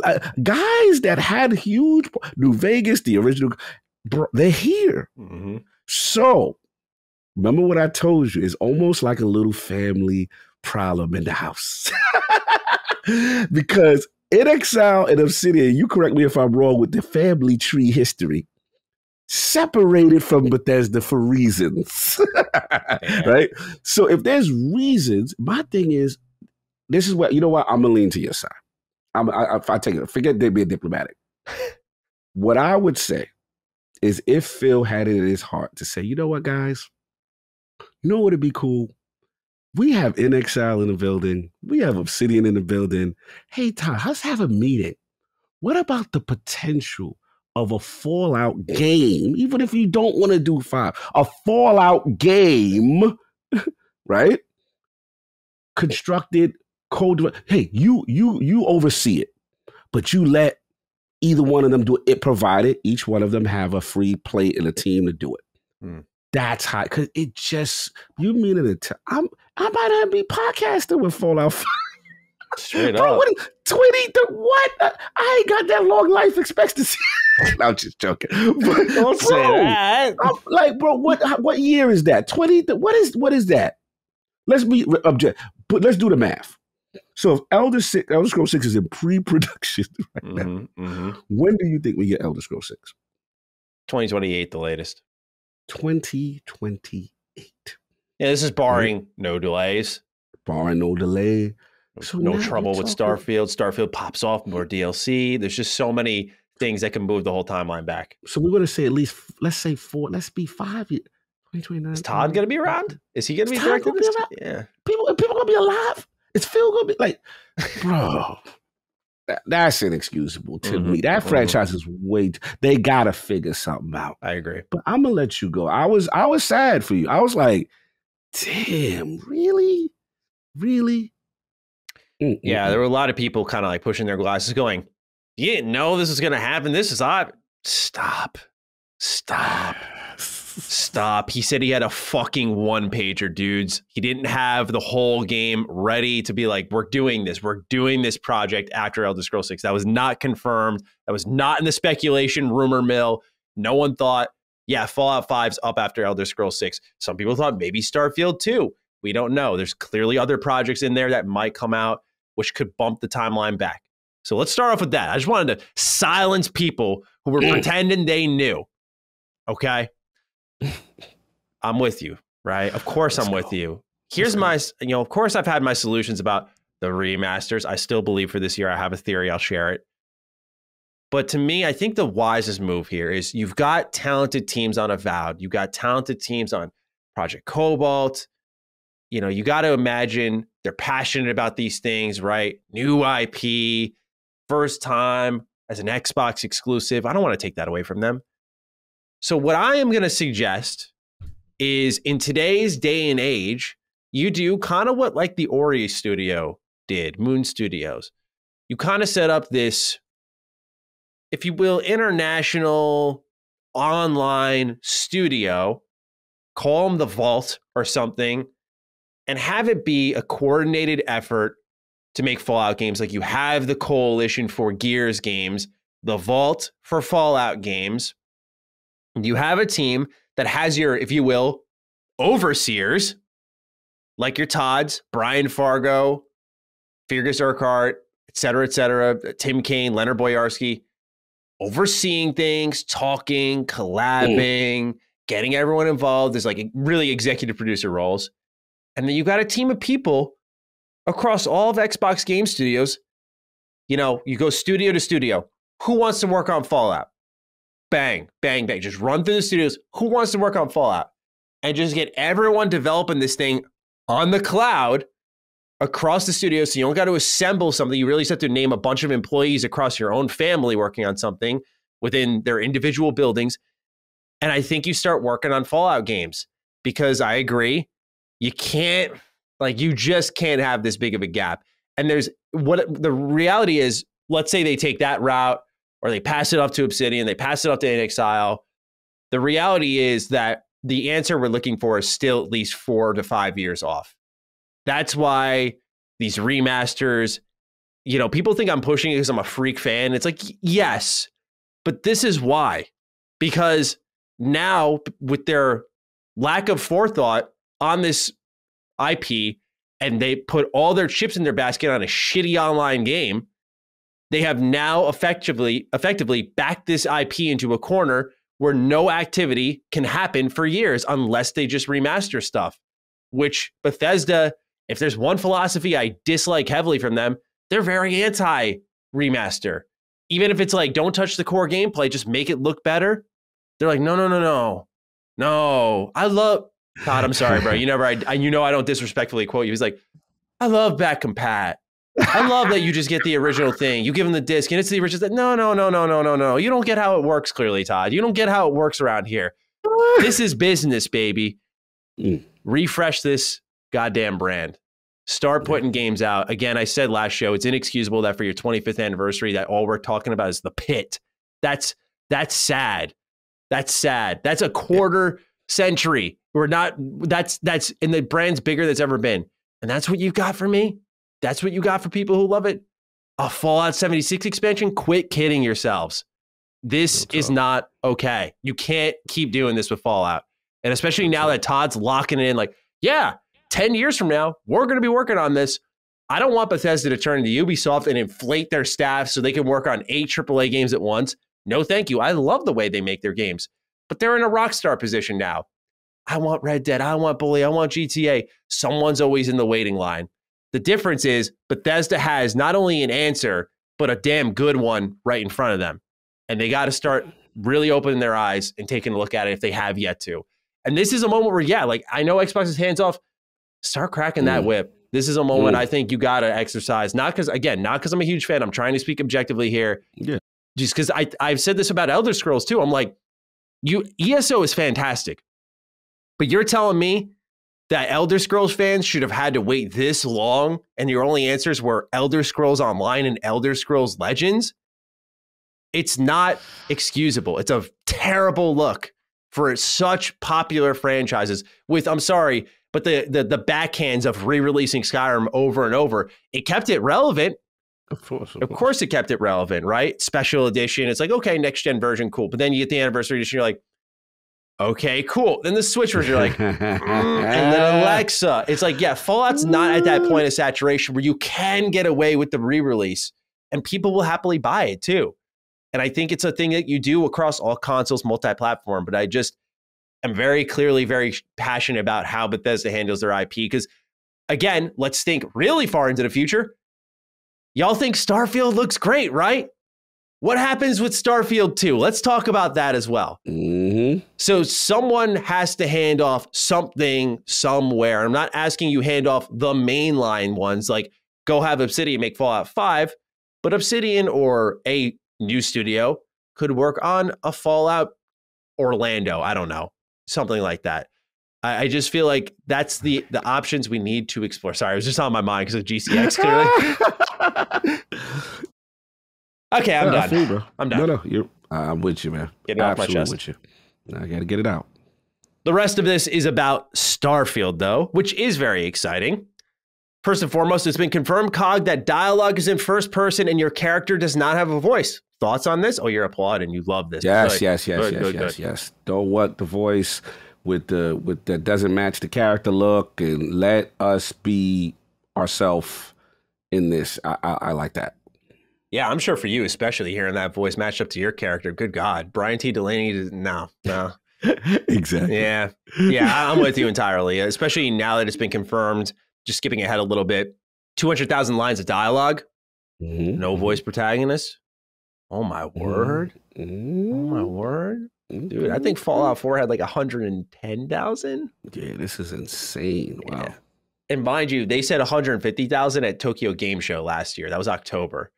So they've added 50,000 lines of dialogue since then. And this is why we wanted no voice protagonist. It was a cool experiment in Fallout 4. I think they went for something more emotional. And in some ways, I do think it hit. I think there were beats of Fallout 4 that made it feel somewhat worthwhile, but the overall experience was polluted by it. 76 could not uphold the role-playing roots. I'm so happy that with a really hardcore-looking game in some respects, with mass appeal, though, that they are doing no dialogue. Sorry, not no dialogue, no voice. No voice. Really good to see. Love it. But I almost expected it. Once I saw the rest of the game with the backgrounds and the traits, I'm like, you just can't. It's just too much. Yeah, it's too much. All right. Now he talks on procedural generation. He says they're going to do a deep dive onto how they pulled off the procedural generation and how the planets will feel with them. He mentions that they've done this with Skyrim's quests and landscapes in previous games. And he says that he understands that, this is a pretty big number, 1,000+ planets, but that there's more handcrafted content than ever before in Starfield. And he compares the wandering of planets to Daggerfall, where random content would just pop up in front of you. And he also lets people know, yeah, like some planets are just, he was talking about ice balls and how he make them interesting. And he's like, sometimes it's just going to be an ice ball. Like you just go there, you can plant your flag, build a resource camp there if you want to, but it's just an ice ball. So kind of confirming what a lot of people thought. Cog, I want to know your thoughts on more handcrafted content than ever. Obviously, with the ambition of the game, all of that scales up beyond what we have seen with like Fallout 4 and 76. So do you think this answers a lot of people's worries about, 1,000 planets? How much will we be able to explore that's going to have that content, that, that Bethesda storytelling in that dungeon? Do you think we're going to see a lot of that here? What's the feel? Because we talked about this a lot in our DDU, so I never got to hear your thoughts on how many planets there are and the exploration of the game and the gameplay. So go off. This is a funny one because this is a point of contention I see a lot, this 1,000 planet thing. This 1,000 planet, people are up in arms. It's a debate. Look, I'm on a mindset. Let's see before we make bold statements, right? Now, he said this, right? We heard about the procedural generation. I'm hearing people, oh, well, that means absolutely it's going to be barren. They're all nothing. Let's see. That's my thing. I'm not willing to make these broad sweeping statements that because of this, that means the quality of the game is bad. And I'm starting to see some people lean in that direction. Again, some bad faith actors, you know what I'm saying? So we got to be careful with the source there. But look, I'm of the mindset, I want to see what it is. I want to see how densely populated, how the procedural generation works. We did hear about the landing. It's not going to be No Man's Sky. And I've seen people flipping about that. What do you mean it's not going to be like No Man's Sky? I don't know about you, but as far as development is concerned, if you have a Skyrim-like game with thousands of NPCs and all this 200,000 lines of dialogue, indeed, you tell me what generation game came out that's doing that, and you can fly and go to all these planets. I don't think we're there yet in the development cycle of the generation of game. That's just me personally, right? But if you think that that's what we're supposed to be and this is a deal breaker for you, so be it.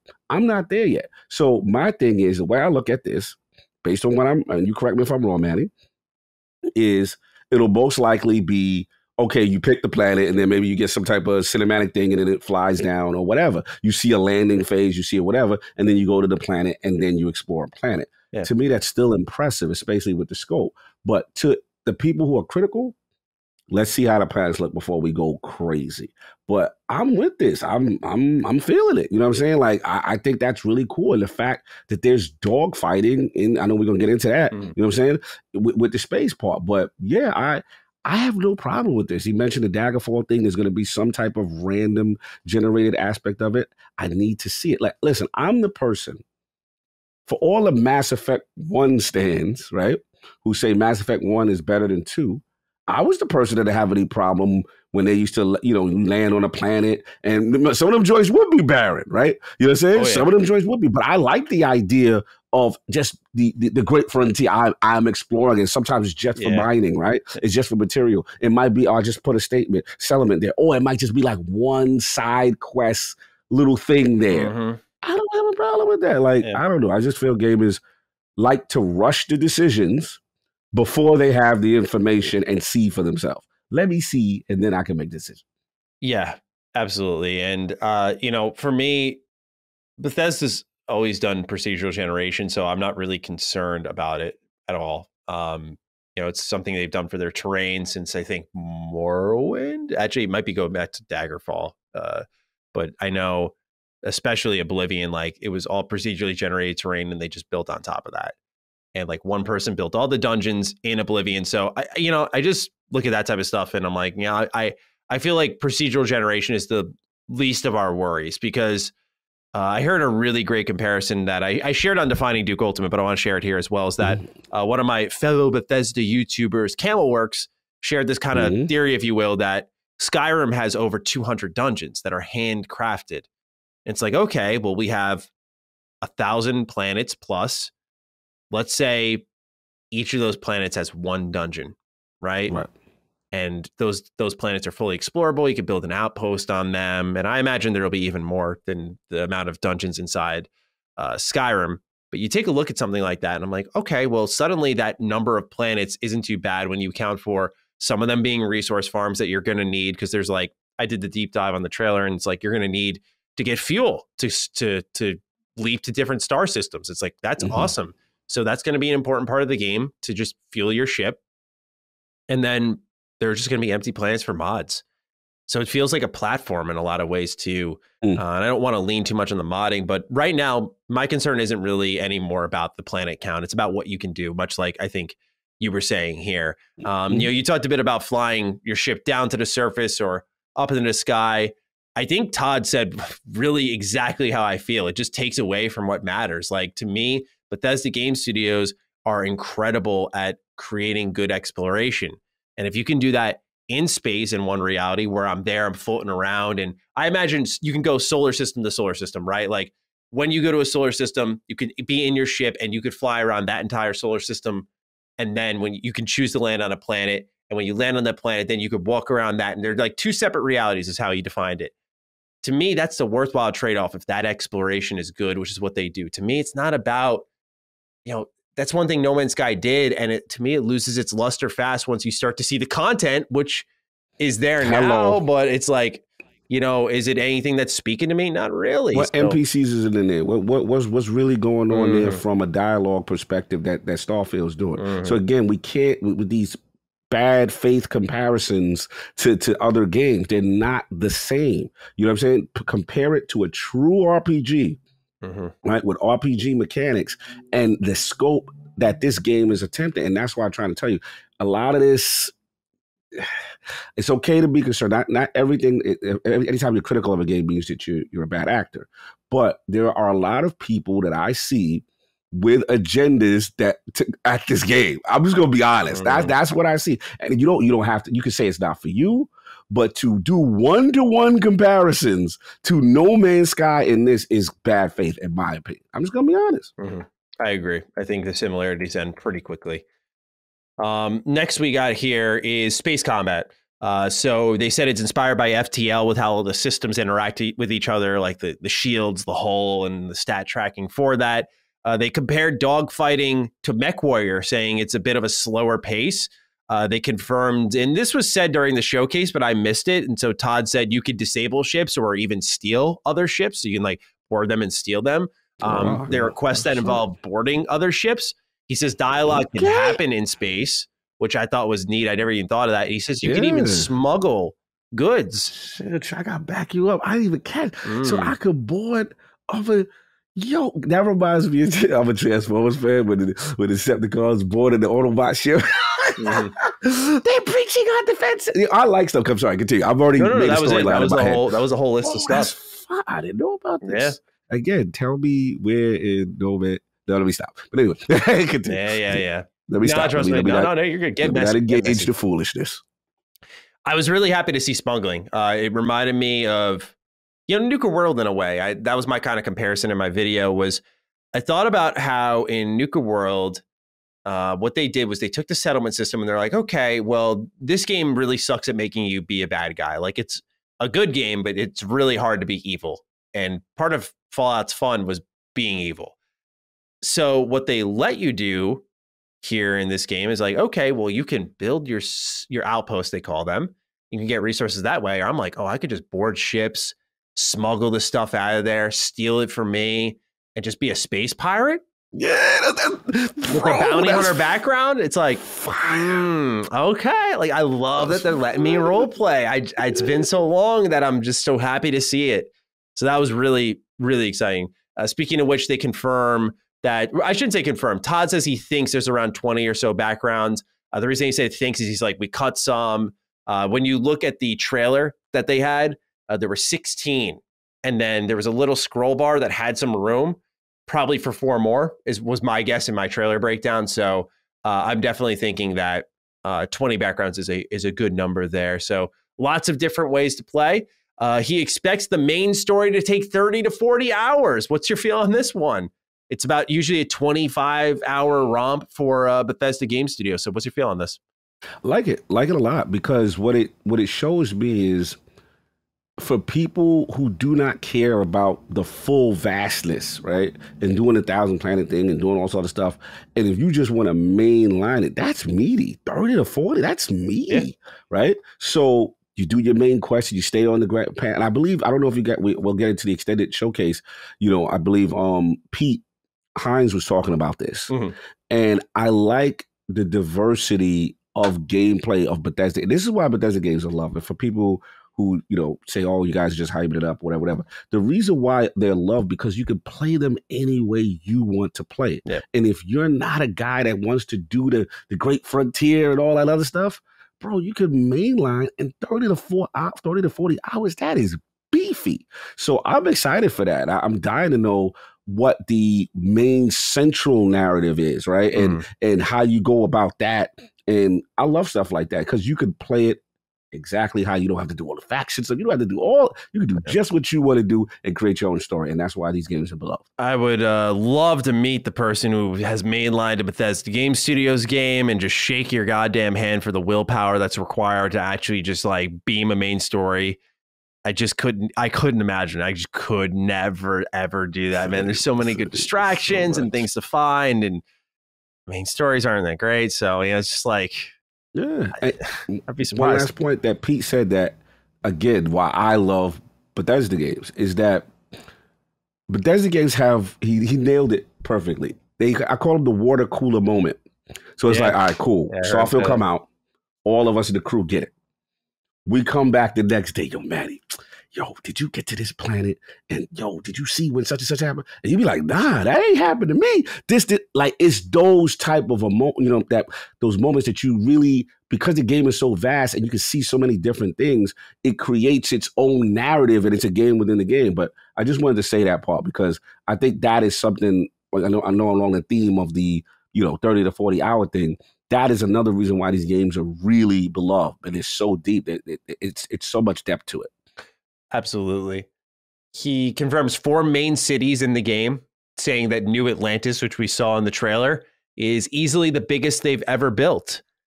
And I had some thoughts on this, and it was kind of interesting reading some of the feedback I got from it, because people are kind of all over the place on this one. To me, I thought the number was pretty low. I'm just like, when you look at cities Bethesda Game Studios done, Diamond City and Fallout 4, you look at like Solitude, they're not really big. And now he's saying it's the biggest they've ever built. I'm like, that's not too hard to surpass in my eyes. Really, it's not, but do you share the same feeling I do of like, that seems kind of low? Well, some have said to me, I'm expecting these to be like way bigger, like a map unto itself, if you will. I see where you're going with it. I see where you're going. To me, I'm just looking for density. So I'm just curious what you think. No, I get you. That is something I'm like, interesting. My first impression kind of leans with yours, like 4 seems small, I guess.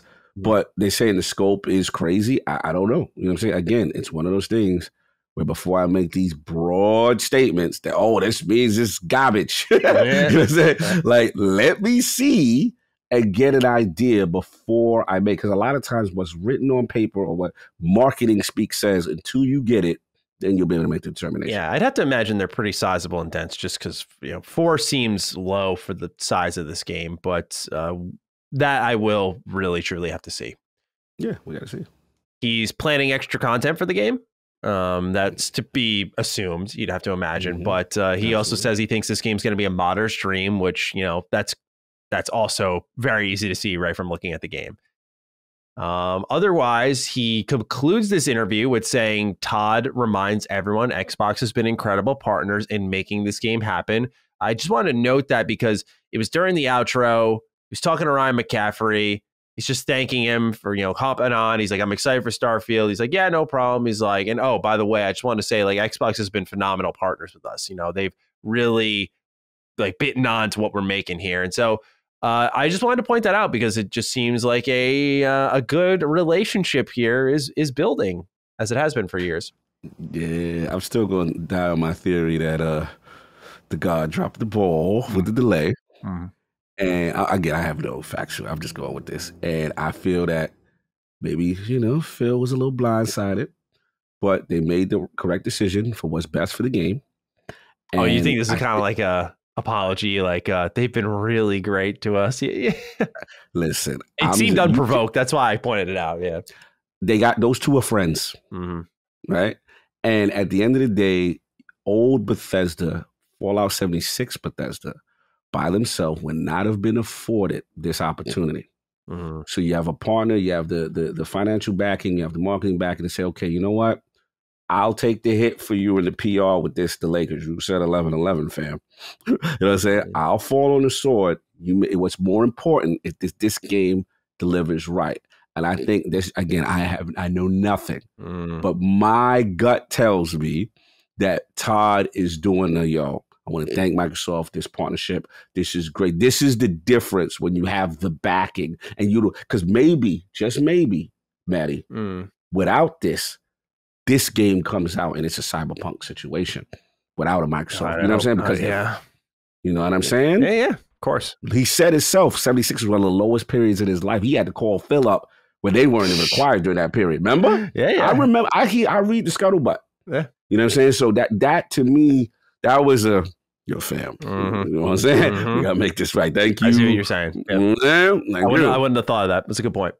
All right. Well, that's what's going on with Starfield, Fallout 5, Elder Scrolls 6, and just the plethora of games Bethesda Game Studios is working on. And I need to figure something out for that series. Number 2, the Xbox Showcase Extended happened June 14th. We're just going to recap some of the main things here. There were other little moments like a quick thought piece on High on Life and all that stuff. But here's the main announcements. We'll start off with this one. Valheim is coming to Xbox spring 2023 with full crossplay. So it's a console launch exclusive. This is a smart get for them. This is a big game. So I think it's good that when it comes to consoles, they're putting it in Game Pass day one and they're making it a part of the Xbox family. What are your thoughts on this one? Nice surprise. Saw it at the beginning. I was like, all right, that's a good one. Yeah, because they confirmed PC Game Pass the day before the showcase, I believe. So seeing it's coming to consoles as well is nice. Yes. And especially with crossplay, that's going to be good for them. Yeah. Next was one I was very pleased to see. And, it could have removed some of my criticism of the main show if they decided to tuck it in there, which was Aura History Untold, a.k.a. Project Indus by Oxide Games. Got its first look of gameplay. Very brief, a couple of snippets here or there. Thought it could have been tucked into the end of the CG trailer if you were to ask me, but it wasn't. Cog, what's your feel on what you saw from this game? Same exact thought. Like, why would you show it at the main stage without no gameplay and then show it gameplay here? Mandate? Yeah, I'm like, it's like they were too excited to talk about. Like, that's what that tells me. You were way excited to show this just to say that you had it. You know what I'm saying? Like, show the gameplay on that fact because I didn't know what was going on. Shout out to the actress that did the voiceover for the cinematic. She's from Destiny. I forgot her name, but she plays the character Lakshmi. She has this very deep, kind of like Iranian. I saw a lot of people talking about her in my chat. I love that voice actress. It's a very raspy. She plays one of my favorite funny characters in Destiny that died, but she's a very she can play a very died sultry. Due to the fault or died. No, she died. Okay, like she was a very, not to be racial character. She was anti-alien, and she's had this whole "make the tower great again" kind of vibe going. Ashley Johnson, kind of. Like it's funny, bro. Like I love that voice actress. So I just wanted to salute her because I immediately recognized her when they announced that game. I like that. So yeah, you can check that out. I thought for the state of the game pre-alpha looked fine. Nothing to really get out of your seat over because they didn't show enough to really feel what the game was outside of looked like a civilization builder of some kind, which I am excited to see more of. Yes. Next, Texas Chainsaw Massacre coming day one to Game Pass. Miles Don't He's got to be eating good, man. There's all these horror games coming out after he came on the show. He might have put some magic in the air, right? Horror is back, man. Yeah, day one Game Pass. Caught a little snippet of it. I was like, all right. Very short, though. I didn't feel like they showed a lot of it, but yeah, you know what? Let's get horror. Let's get the horror on. I ain't mad at it. Yeah, it's coming out in 2023 as well. So just keep that in mind. But again, day one in Game Pass looks terrifying. So here's hoping it's good, but a smart get for Xbox again. Next, we got some more of Pentiment. Did you take a chance to see this? Josh Sawyer talked a bit about this game, and we saw a little bit more on how the choices work, the mini games for some of this decision making. I know you thought that you were kind of in your feels for the Avowed. So seeing it again, free of your emotions, maybe getting an extended look, seeing Josh Sawyer's beautiful face, did it do anything for you here to turn up the notch? Slightly. I'm still in my feelings. I'm not over it yet. I'm still in my feelings. I get it, man. As a Fallout fan, like I can sympathize, right? You know, but again, does that take away from the quality? Again, even though I'm in my feelings, I'm willing when I get the game to make the judgment, right? And then say, okay, it was just what I thought. Look, he was talking some decent talk, you know, and the scenarios and stuff like that. We got a little bit more of it, you know. I just gotta get over this art style. I love it. It's so funny you love it. Yeah, too, I just think it's so unique. I mean, look, my girlfriend's an artist, so she even looked at it. You're not alone for sure, because she even looked at it. I was like, I respect that they're bold enough to do it, is what she said. She's like, it looks cool, but I wouldn't have done it for a video game. So yeah, it's a very out there choice for sure.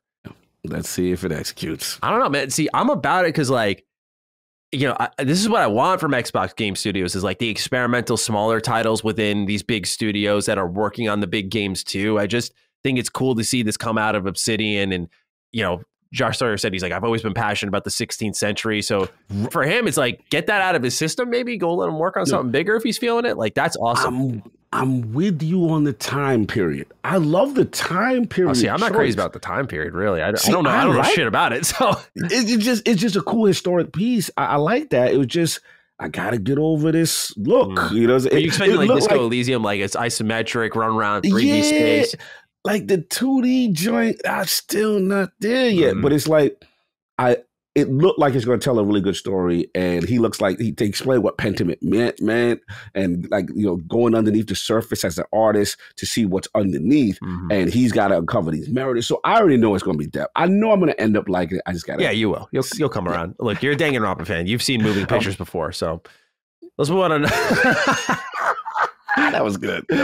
I had a typo here in the doc. I wrote Slime Rancher 22 coming fall 2022. But anyway, Slime Rancher 2 is arriving fall 2022. We saw this at last year's showcase. We knew it was coming day one on Game Pass. We just didn't know when. We thought it might show up at the showcase. It did not. Here it is at the extended showcase. It now has, it was originally going to be just 22. Now it's saying fall 2022. So how are you feeling about this one? Did you like what you saw of Slime Rancher 2?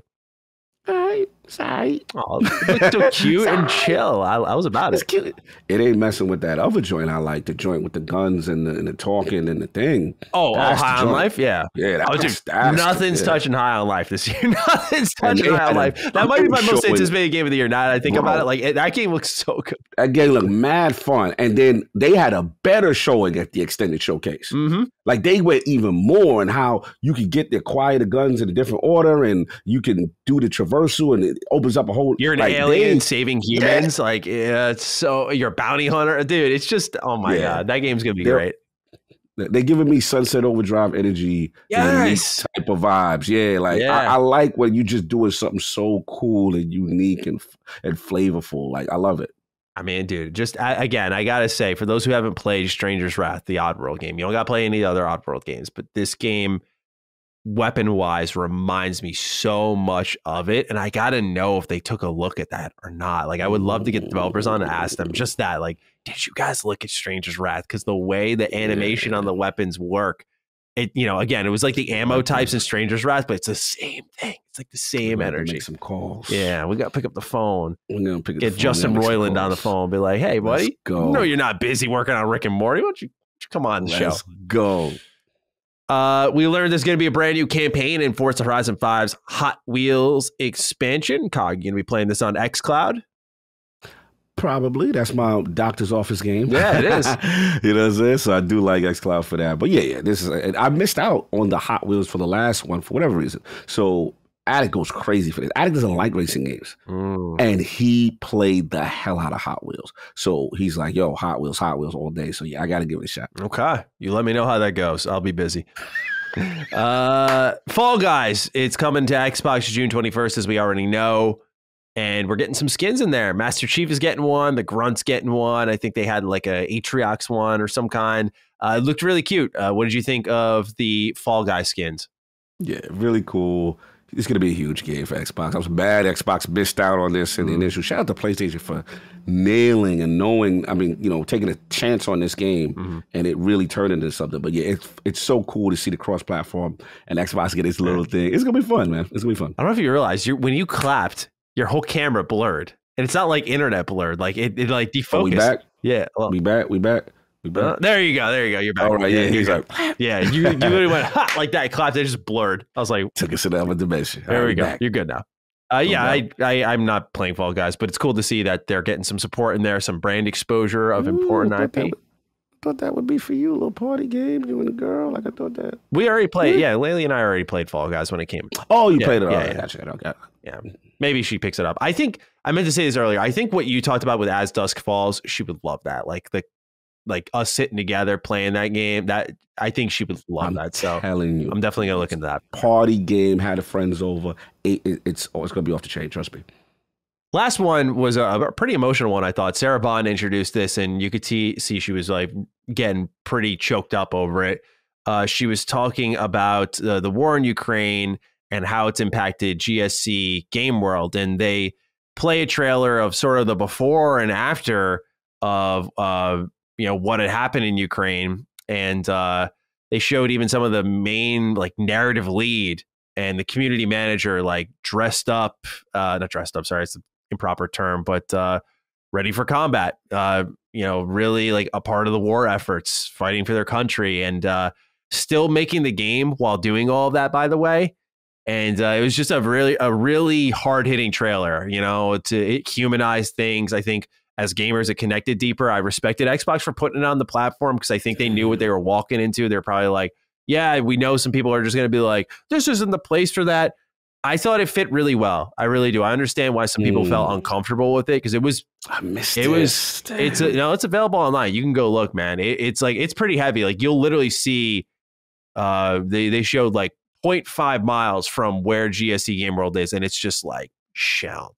They showed like a park that someone took their kid to, and it's just gone.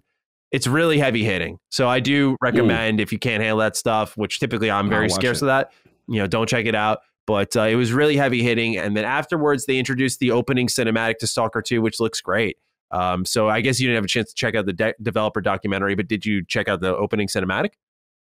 No, I missed that. I caught like about 90% of that showcase. Okay. And then the last 10%, I didn't get a chance to watch it. And of course, now you're telling me all this hard hitting, I got to go watch it now. Yeah. Like I didn't know it's about powerful. this. Because I really want to see, I think as gamers, we need to take ourselves out of our selfish little bubble and developer need to do this and see what's going on. I would love to see that because it'll hit home. I think I didn't realize this at all. Yeah, no, it's again, I do say to people it's worth the watch because, as Cog put it, you just kind of realize that like, what we do, it's such a privilege, right? We're so lucky to sit here and do this. And it's just an eye opener because we're so, the reason I say is because we're so connected to games. You see it all over in the news. Like people have probably consumed a lot of that content. For me, like a lot of times the news gives me bad anxiety. So like, I got to like pace myself with how much I take in, not because I want to bury my head. Just I got it for me to be like digesting it, processing it, taking action. It's like, I got to do it at a certain pace. But that was one that even for me, I was like, yeah, I'm happy I saw that. That was really, really powerful stuff. So kudos to Xbox, Sarah Bond, for introducing it in a gracious way. And that was at the Xbox show. That was all that was at the Xbox Showcase Extended. So I thought it was pretty good for what it was. I think they show off enough, little surprises here that should have been there. I do think there was enough announcements that were in the main show that should have been put in here. Now I feel even stronger about that. Things like I said, 76, High Rise, those DLC trailers. I don't think they had a place in the showcase. I really don't. I think they belong here in the Xbox Extended Showcase because P9's section on Starfield, Redfall, 76, and ESO was very brief. Very, very brief. What did you think of everything you saw? Because you watched most of it, at least. Yeah, shout out to Cops going by. I completely agree. I think that I actually enjoyed the Extended Showcase. I thought they did a good job. I really did. Yeah, shout out to the host and everything. I thought Normally, I don't get too excited or up about. I expect kind of the burst from them, and I thought I got to give them credit. They did a really fantastic job with this one. This is definitely their best one. Not to overhype it, but it was definitely their best one so far. It felt fun, right? Like watching Paris in the Microsoft Flight Simulator thing with the glasses. I love that. That was some good energy. I loved it, man. Great energy. I felt like I didn't feel things were forced. I felt like for the most part things were legit, and they really. And shout out to my boy Malik Prince, who also did a fantastic job with Pete Hines and asking great questions. And Pete said he gonna play with him. I thought that was pretty dope for the for the Redfall. But yeah. Well, speaking of Redfall, we got some new details on that, Cog. This is for you because you're the one who, the two of us, liked it. So slanderous. We gotta send you the where did Arcade touch you? Oh, go, dude! Come on, no. Put it on it, bro. You're so hard on them, bro. Like you're so hard on them. I'm not. I love their games. No one celebrates them more than me. That's true. That last game. Something happened. That Deathloop really set you back, bro. Yeah, for sure. But this is separate. This is different. Okay, as an Xbot, this is an exclusive. It's my duty to like this, so I'm trying my best. All right. You could not like it. Continue. These new details come from Game Informer. First thing is that Redfall's map consists of 2 large districts, each housing a variety of neighborhoods, and there are player bases. There's missions in the game that allow you to liberate communities, making it more safe to navigate through there. But they say there are ramifications to taking territories around the map, but they wouldn't reveal what. Harvey Smith had a couple of interesting quotes. He said, quote, "We're very clearly past our launch date. I don't know what we can say on this, but we're moving towards content lock. And after that, it's just months and months of polish," end quote, meaning they're not going to be adding 1,000,001 things to the game. They're done adding stuff. It's just going to be about making sure it's all optimized. He also revealed that Redfall's campaign progress is tied to the host of the co-op party and that it's only persistent for that host. This means that if you're teaming up with someone and you're not the host, you will receive the campaign progress upon returning to your own world. You will not. Yeah, you will not. Oh, you will not receive. Okay, yeah. Interesting. Harvey says this was a story decision, following it up with, quote, "So for the flow of things, you want to have to redo those. The story would be very confusing if you got to mission 8 and it said, skip this one because you've already done it," end quote. He also told IGN afterwards that character progression like loot and XP would carry over to your personal campaign once you left that co-op lobby. Michael writes in, "Hey Dukes, just curious if you guys saw the IGN interview with the Arcane developer Harvey Smith. They talked a bit more about more than I was expecting. It was actually very nice hearing him talk so openly about it, from stealth to loot mechanics and more. After watching the interview, does it change your thoughts or get you more hyped?" I was agreeing with Cog that it looked like it had some potential before I ever saw the interview. After, I'm probably more interested in it.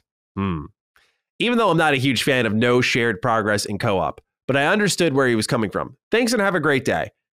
So Cog, as Redfall's #1 fan, how are you feeling about what I read here about your lovely co-op game not carrying over progress to your own game when you're done joining Saab's game? You come back home and you got to start from mission 1. How are you feeling about that? I like that. That was good. At first, it felt weird. I didn't like the sound of it at first, I admit. You know what I mean? But I mean, after explaining it, it does make sense. Yeah. You know, you want to play with that same group, so to speak, so, you know, that you can carry on the progression. Because if people are jumbled all over the place mission-wise and then keep coming back, you know, joining together, I could see how from a development standpoint that could be a mess. Look, you know, as I hear more about it, I get still more excited. You know, I like the faction. I like the taking over the town thing. You know what the ramifications are. I want to be interested. I will say this though. I don't know if I mentioned it on the reaction thing. Is I do want to see enemy. I felt like, no disrespect, whoever was demoing the game did not demo the game. Like they were missing shot. Like they were kind of off. It's amazing how much of a factor that is, isn't it? When someone's just bad at a game, they show up. I didn't want to shame him, but I'm like, he was missing. Then I wanted, like the vampire attacks, I want to see, this is where me and King are in line. I want to see more visceralness, more different animations when they get hit, impactful. I think they got to clean up the combat on those fights a little bit. I'll give you that. But overall, I had shout out to my man Slow Mo Backside. I was talking to him. I'm more surprised. It's giving me Borderland vibes too. Listen, I know you fix your face. I know you're disgusted. It's something about this game that got a charm, Maddie. And I think you got to give it a chance. I think you gotta let go of what Deathloop did to you. Right? I'm still hurting. I think you're in that hurting phase. And you got to get over it. It was that one time and they betrayed you that time. It wasn't what you thought it was going to be. And I think you got to give this one a shot. I think I'm going to play Redfall. Like, okay, I thought you were. Yeah, no, this is not I'm not playing you. I am very skeptical. Continue, but I just want to make that clear. Yeah. I'm skeptical. Right now, I'm just getting I'm getting Borderlands with a little bit of Left 4 Dead banter and stuff with the arcane kind of charm. And then I like my little skill trees and you know what it is? I like that it's vampires. It's something about that. That's one of my favorite parts of it. Yeah. I love that. And we just got to see how it synergizes. And also, I do have this question. Can you truly play this as a single player game? And for the people who don't want to co-op. They've said, yeah. They've said, yeah. And they have said it. But just to see the implementation. Yeah, how it feels. I know Pete, how it feels. Because some games like, yeah, you could do it, but you know what I'm saying? That's where I trust Arcane because they talked about in this, they said that I should have written it down, so I apologize that I'm saying it now, but they mentioned that if you're playing the same character I am, because there's 4 different people you can pick from, they said like 10 hours into the game, we're playing totally different, just based off the skill tree alone. So I feel like they're going to have, for example, like a skill tree that's good for solo players, right? Like even Fallout does that, you know, like the Lone Wanderer perk. And it's like, you know, you're just beefed up because you don't want to have any companions. You just want to truly be alone. So I feel like, you know, that's one thing that Arcane's always good at: gameplay balancing, skill trees, diversity of approach. It's one of my complaints about Deathloop is that, you know, I was able to just keep using that same formula for every area. And you know, it's about what powers are better. But since they're character specific, that's what excites me because it's like, okay, that's kind of like Dishonored 2 times 2 because you had 2 characters picked from and they played differently and that was fun. Now you're going to have 4 and they can all play differently in multiple ways. Okay. So that's the character scaling. I just worry, Cog, about this, right? Not to air my worries. I don't want to overshadow the details here. No. This is fair. I want to hear it. I get some, when I looked at it again, right? I saw, you're not alone, by the way. The general consensus in the comments seemed to be that a lot of people are with you. Like, this game looks good. So I was like, okay, check yourself, watch again. And I'm just getting some Far Cry energy watching it. And I'm just like, you know, when they mentioned, even here in this interview, taking territories, right? I'm just like, that's a checklist objective, maybe. Again, we got to see how it's implemented. But when I looked at how they approached the situation, it was all exterior. You know, one thing I love about Arcane games, and I don't think this is me holding on to the past too tightly, is like, one, I love the immersive sim factor, right? One thing they didn't show, and I know they want to show gameplay, but when you were slowly walking through that bloodied up house, it didn't look there was anything to interact with, right? It was just empty. So it was like, okay, we got interiors, but they're just interiors. Like, I don't know how else to define it, right? So what do you need that, like, one thing I loved about Prey, energy where we like, yeah, you don't got to pick up like a bottle. Just one thing I loved about Prey, maybe it's an immersion thing. I don't really know, but to me, it calls my eyes more to everything around me when I know I can look at any object in the game and interact with it. And I'm not saying you got to go on the level of Prey because we're talking open world now. There's got to be concessions made, of course. But I'm really hoping that, you know, there's stuff to read, stuff to find, stories tucked away in all these houses. To me is the thing I love about it. And what I saw there was a lot of like, you're not in the buildings, you're just on the roof and you're just clearing areas out. And that can be fun, but I just want to make sure that they maintain that thing that I think Arcane has always done expertly and defines their games, by the way. You strip that out and you got the thing I'm talking about. It's just not, it's not having enough of an identity to me. It can be a fun co-op game. I'm not going to take that away from it, but I need to have that immersive sim element there that they've always been known for. And, you know, I just feel like even in their most critically successful game, Deathloop, they didn't step away from it. So why would they, is my question here. My question for you is, do you think because of the co-op component, it's taking away from what you may want with the lore and just, are you worried that direction push now is really affecting, let's be honest, the style of Arcane game that you like? No. No, I'm really not, because I look at Sniper Elite's invader mechanic, and at first I was very against invasion type stuff because Deathloop kind of propelled some of that. Before that, I wasn't a fan of like how Dark Souls and stuff did it, but that showed me like, okay, we could do something cool here. And then co-op is something I've always been a fan of, and like one thing that Arcane does really well is gameplay diversity. I'm like, okay, so basically we have like 4 classes. Kind of like you mentioned, Borderlands is a perfect example. In Borderlands, each class could play 3 different ways in Borderlands 2, right? It's like why that game is so replayable. And then they added classes as DLC. So it's really not the gameplay. It's more the exploration that, if I were to make an exploration tier list, the reason I love Bethesda as a family so much is it literally goes Bethesda Game Studios, Arcane. And I feel like with Deathloop, there was a severe step down in exploration. Among other problems I have with the game. I just want people to know I'm not hyper-focusing something here.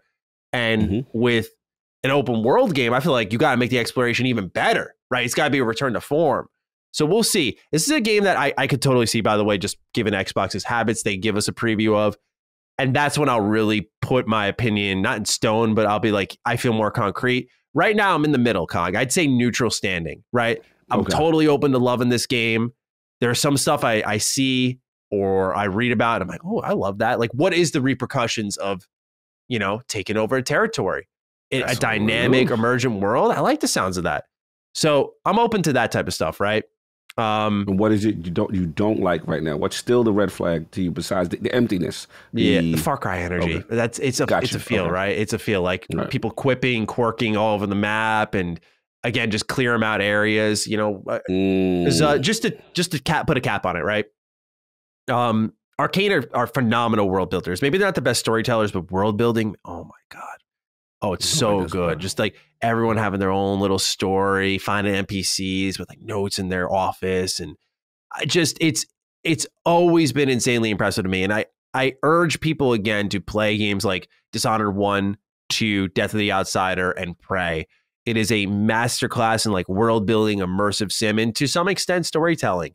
They're excellent. They're wonderful. And so I know that part of them didn't make them super popular, but it gave them an identity where now you have a mass appeal game like Redfall, like Game Pass, co-op, open world. Check, check, check. Keep that Arcane DNA and show people why your games matter, why you don't got to change yourself to, bring an audience in, but that you can open their eyes, right? I think that's important. And I think maybe Deathloop was kind of like a tester for that. We saw how they tried open level stuff with multiplayer. Now we're going to see open world with multiplayer. So I feel like this is amounting to something. Like this is another step in an overall vision for them in their future. So we'll see what that is. But I'm open to liking Deathloop. And I'm not pleased with the co-op progression because to me, it just binds me to like my co-op partner. It's like, hey, dude, you free this weekend? No, I'm not. It's like, I'm not playing Deathloop. That's for Redfall this weekend. So I feel you. That's fair. Yeah. I think you explained yourself. Okay, cool. I felt like I was rambling there. So good. No. I needed to understand the psychology behind it, and you helped me. So now it doesn't look bad. Just so you know, it doesn't look bad. It just looks it doesn't look bad. But you want them. I know it is, because when I love something, you want them to be to the core of why you love them. And what you explain with Dishonored and how they create these worlds, you want to make sure they go back to form with that. You don't want them taking shortcuts and, just to say you got the Far Cry checkbox and you've got the co-op checks. I know where you at. Yeah, it's Fallout 4 energy, right? Like, it's just kind of like you drop the things that people knew you for mass appeal. And that's what the road I don't want them to walk. Because it's not like you're with Bethesda and it's like, we're trying to find how we can live. It's like you're under Xbox now. But this game was so far along in development, I don't know how much could shift in that time. Fair enough. Last bit of news. There was a IGN article you sent me that I thought was fascinating about Obsidian Entertainment. So I plucked out some of the highlights. First and foremost, they talked about what led to the spree of acquisitions, which was the hands-off approach of Mojang in 2014. They applied this philosophy to other teams and built more and more trust with each acquisition. CEO of Obsidian Entertainment, Fergus Urquhart, said that he had a trust in Phil's authenticity. Like he said, this was a major factor. He's not about BS. He's not trying to talk about it like it's a persona, but he said there's no BS. It's just a guy who loves games and wants what's best for the brand. And that does make it easier for someone like Obsidian to buy in. They do confirm, just because people are always wondering about how hands-off is Xbox. They don't just ring them up once a year. They confirmed in this article, Xbox reaches out to Obsidian every few days to see how things are going.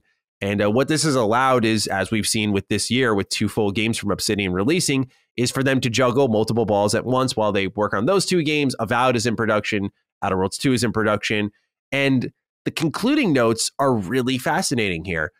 Xbox is playing the long game with all of their acquisitions. They want to set up all these studios to have creative freedom where they can keep reaching for things that they thought were not fathomable previously. So that's exciting. And then lastly, Fergus Urquhart noticed that Xbox dropped their tendency to push certain mandates on companies they owned. An example of that was the Kinect. He talked a bit about a game called Stormlands that they pitched to Xbox where they wanted the Kinect involved, and it just fell through. So they're not pushing these things in things like xCloud, which developers are excited about, but it's more like a gentle, like, hey, we have this. If you want it, here's some feedback, but you don't have to do this. So there's no mandates internally. And I thought overall, in a time where we have seen some exposés on Bethesda, Undead Labs, The Initiative, it was interesting to see a studio that has benefited from Microsoft's hands-off approach and sort of letting them self-manage, and how they've thrived under that type of leadership. So what's your read on this entire article and what Obsidian had to say about Xbox leadership? This was very intriguing to me because, like you said, we hear so much things. We hear the mismanagement stuff. We hear all these things. But to me, I like to get the firsthand accounts, man. I like to be in the streets. I like to talk to the people. And, Fergus, I haven't got a chance to meet him. That he's on my bucket list. We got Duke's got to make that happen. We got to do something. Like, we got to make this happen because this was interesting, and I like the cautious approach that he and the studio took. Like, we're interested. We want to work with them, and this was going on while they were doing other acquisitions. I heard he didn't even know about the other acquisitions, from my understanding. And then this thing comes up. But 2 things really resonated with me. One, him trusting Phil in the glowing manner that he spoke of Phil. And I know this is a controversial thing because everyone, if you say, I think like that, if you say you like Phil these days, it's a bad thing, you know what I'm saying, or whatever. I don't know. But all I can say is I can speak on my experience, personally, because I have had interactions with Phil a few times. And I've always gotten pure gamer from him. I've put it this way. There's a lot of these execs, and I'm not going to call out nobody because I'll be disrespectful, that they don't game. They don't. It's just not what they do. They're here to do their job, and that's fine. But then there's people who actually get in the trenches, and I got the receipts. You know what I'm saying? That I've seen. They really about this life. Like, so I'm always going to be biased towards someone who actually plays games. Like, I'm always going, that I play games or have played games with. You know what I'm saying? So that's number one. Not that I've played games with Phil Spencer, because I haven't, for the record. So let's get that out there. Yeah, well, maybe it happens. No, great if not.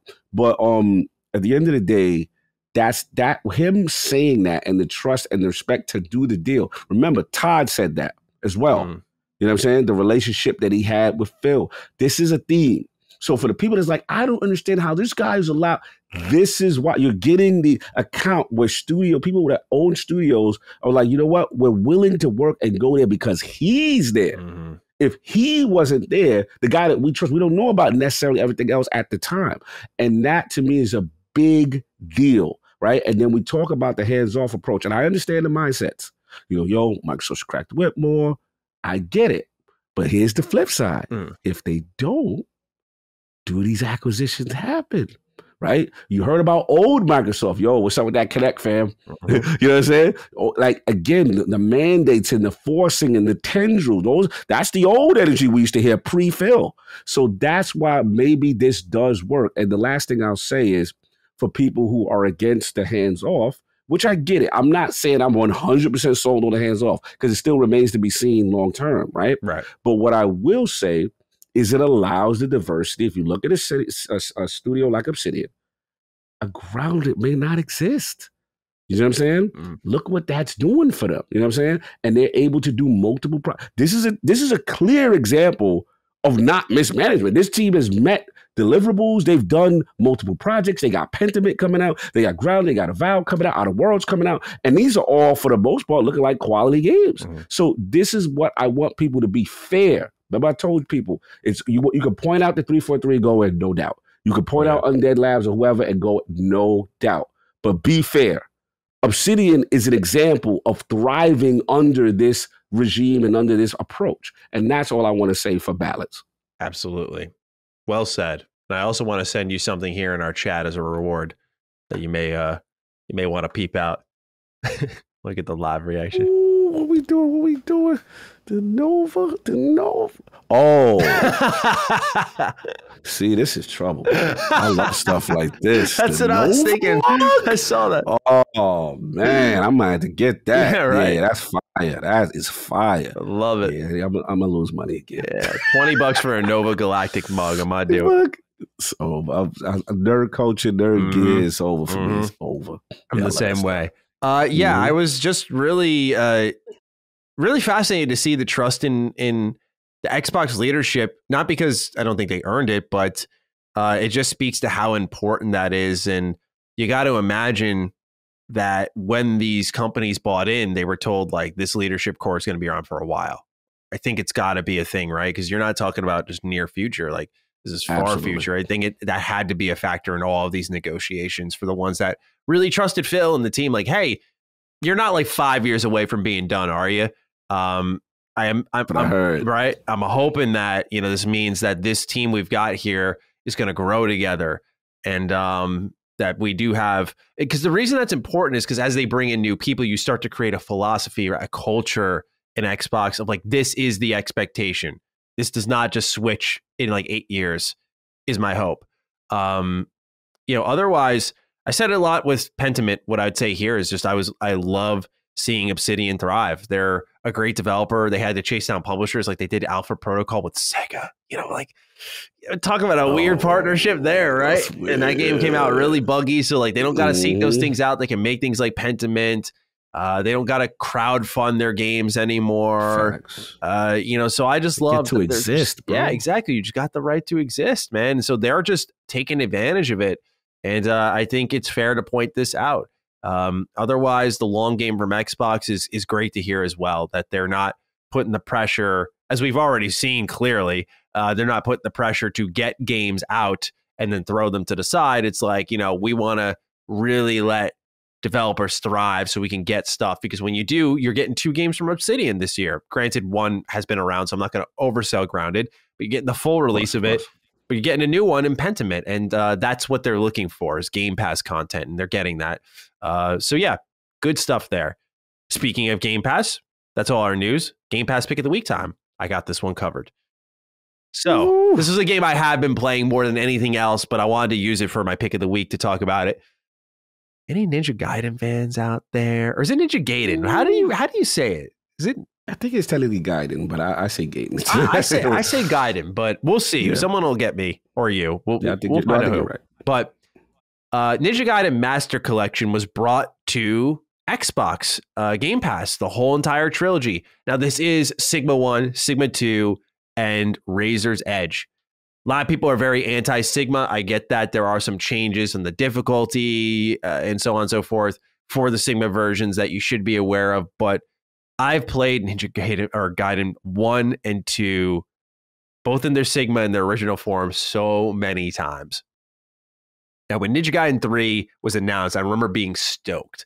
And I saw those reviews, man. The 4s out of 10s, the damage that was done to my soul there. I was like, this sucks. There's no way. Then the Wii U comes around. Nintendo, not known especially at that time for their M-rated games, comes around with Ninja Gaiden 3 Razor's Edge. And the game is fixed for a lot of people. They're like, there's gore, progression, you have these new scenarios, there's content, collectibles. Is it as good as 1 and 2? Hell no. But I've been running through Ninja Gaiden 3 Razor's Edge on Xbox, and this is a fun action game, man. I posted a clip on my Twitter account, and I was like, thank you, Game Pass, for just reminding me of the peak fiction that is Ninja Gaiden because of how ridiculous this series is. It is so silly. It is so over the top, man. You want to talk about dismemberment. It puts like Fallout Bloody Mess perk to shame as you just beat the life out of everything around you. Everything has a finisher attack. He does like 80 flips when he does it. Cuts off your arm just because he can. Cuts off your head, your legs, you're done. It's visceral. It's gory. It's satisfying. Really fun action game. If you have not played this series at all, yes, start with the first one. Absolutely. I think Ninja Gaiden 2 in its original form, 360 back compat is the best way you can play it, but there's nothing wrong with Sigma in the sense of just going in there as a first-time fan. These games are excellent, all three available on Game Pass. I've been enjoying my first journey into Razor's Edge. I think I'm about halfway past the halfway point now, so I'm almost done with it.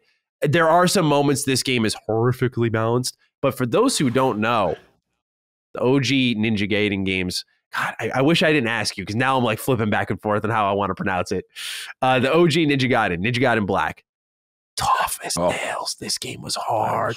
I remember being there with my dad at before we went to GameStop, we were doing research online because I kept buying games and I was just getting like dud after dud after dud. I wasn't liking games. And so he introduced me to game reviews. I didn't know these things existed. So my dad was the reason that I get to review your favorite games today. Shout out to Dad. Yeah, so he introduced me to them. One we read was a 9 out of 10 review for Ninja Gaiden Black.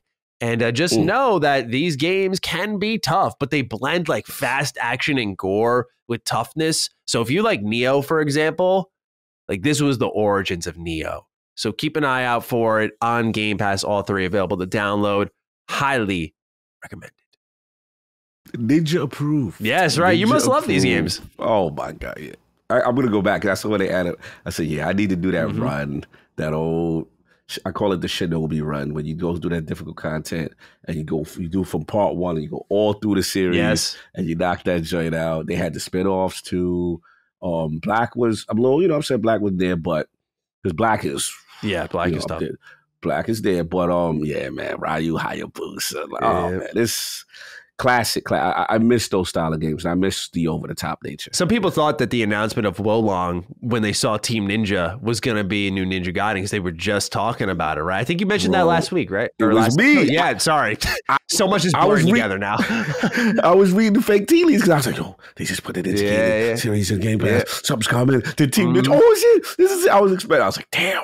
But Wolong looks good, though. So Wolong, man. Dynasty Warriors and Neo. Give me that shit yesterday. That looks so good. Bloodborne developer. Yeah. Let's go. Dude. Fire.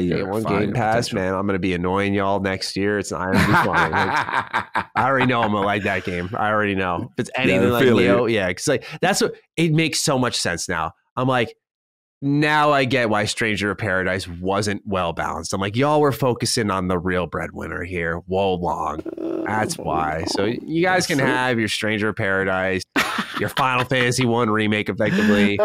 Enjoy. We're gonna be playing the real games over here. That's a King quote if I've heard one. Oh boy, yeah, that's definitely King energy. We'll be playing the real stuff over here. Yeah, creating the line in the sand. No doubt. All right, we got our final questions of the show. First one goes to Max Davis. Hey, Dukes, first time, long time. Thank you, Max. I'm concerned about Xbox PC's app and the modding functionality. With Starfield and its 1,000 planets, modding is sure to be insanely awesome as a part of the game on PC as it is with Skyrim. The Xbox app on PC is notoriously much less modding friendlier than Steam. And as a Game Pass subscriber, I don't want to have to buy the game just to have better mod support. But I honestly may have to have I don't get half these jokes kind of day. All right. So I did a little bit of research about this because this isn't the first time I heard about this. March this year, they removed restrictions on game installs to allow you to crawl around your files of games that you install via the PC Game Pass app. Now, the general read from this is there's still a ways to go, but Bethesda has now gone from just like making modding a thing, like, you can mod our game, to now they're using it literally as like they mentioned right away in a Starfield interview, like, yeah, this is a modder's paradise. Like, this is what we want to give our fans, right? They're thinking about it while making the game. So what I'll say to you, Max, is this. Like, number one, Xbox is pretty aware and they seem to be working on it, especially it's better in 2021. But I'm feeling that if Starfield is this major thing, they talked a lot about Windows 11. They talked a lot about the Game Pass PC app. We saw some savvy Game Pass PC moves like with the Riot deal, where I feel like with Bethesda Game Studios in the house, the importance of Starfield, this should be something that will have more answers to how they plan on handling it closer to launch, because it will be a question that's going to be asked. Like, what is the modding capability here compared to what I would buy on, say, Steam? I'm probably not going to risk it. I'll probably buy it anyway on PC just because I don't want to worry about the Game Pass version messing anything up. Again, it's got a ways to go. So my current standing is that, but I understand, Max, why you wouldn't want to do that, why you're a Game Pass subscriber. You want to have that option. It seems like they're working on it from what I've read as of a couple of months ago. It's just a matter of, I don't know, like if Bethesda's going to really push like, hey, we need to have this better for PC modding. So we'll see. But Cog, anything you wanted to add on the PC modding front there? Not too much. It's not my bag as far as the PC. I don't know too much about that community, but what I will say just about the Xbox app, like they have to get up to snuff. I agree with Max's concern, because what I hear from PC gamers is that there's still problems. They still have issues, and that's not acceptable, especially if you're pushing PC Game Pass. So I'm with you. One would think with Bethesda in tow, with all these resources and more, Riot Games, all these games you're going to put over in PC Game Pass, you better have this stuff figured out, or you better lean on these companies to help you figure it out. So yeah, because originally, I'm just reading a little bit deeper. Originally, it was just for a select number of games in 2020, and now they've kind of unlocked things with Game Pass modding, it would seem. But I have to read more on like what the temperature is on that, but I don't know if it's a huge concern as of this moment in time. But I also know they probably did it for like protection's sake, because you're like downloading a game that you're technically getting as a part of a service, and how much file manipulation can occur there, and can people just take the game and just have it? Of course. So I'm wondering what they've managed to circumvent there. And we've also seen the difference in SKUs, by the way, with like Nier on Game Pass versus Nier on Steam. So again, that's why I'm not going to really play around. I'm just going to probably get it on Steam. Xbox players do pay for their games.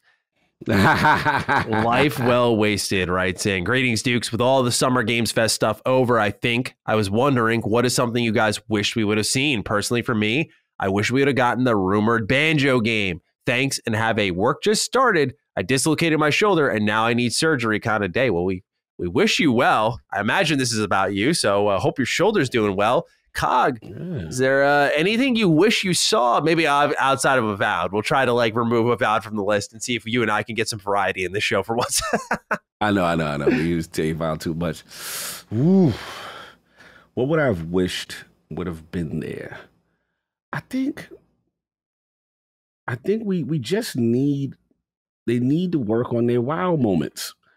And again, I know that Kojima technically is part of that, but it wasn't no formal game announcement per se. You know what I'm saying? Like, what I mean? It wasn't the traditional here it is kind of thing. I think they just need to, I'm going to tell you what I wish. I wish it was a fighting game. Okay. Was there, you know what I'm saying? Like on some level. 3, maybe? Yeah. I just wish that we talk about the Fallout thing, and we talk about getting Bethesda in the room with maybe Obsidian, etc. I want them to lean on the wonder. I want them to start establishing identity where you have those moments where you go, oh my God, these two are collaborating, 343 and the Doomslayer are collaborating.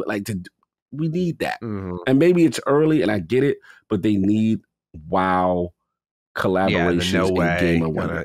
Yes, they have to work on that. Internally, not necessarily all the time, Mike, even though I'm Lord Acquisition. Yeah. But, I internally, well, what you got, you could get more creative, I feel.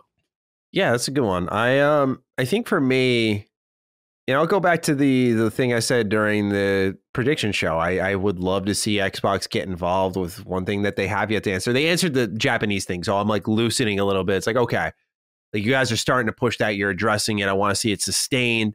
I'm feeling pretty good as a JRPG fan right now. Get Trails, we'll talk.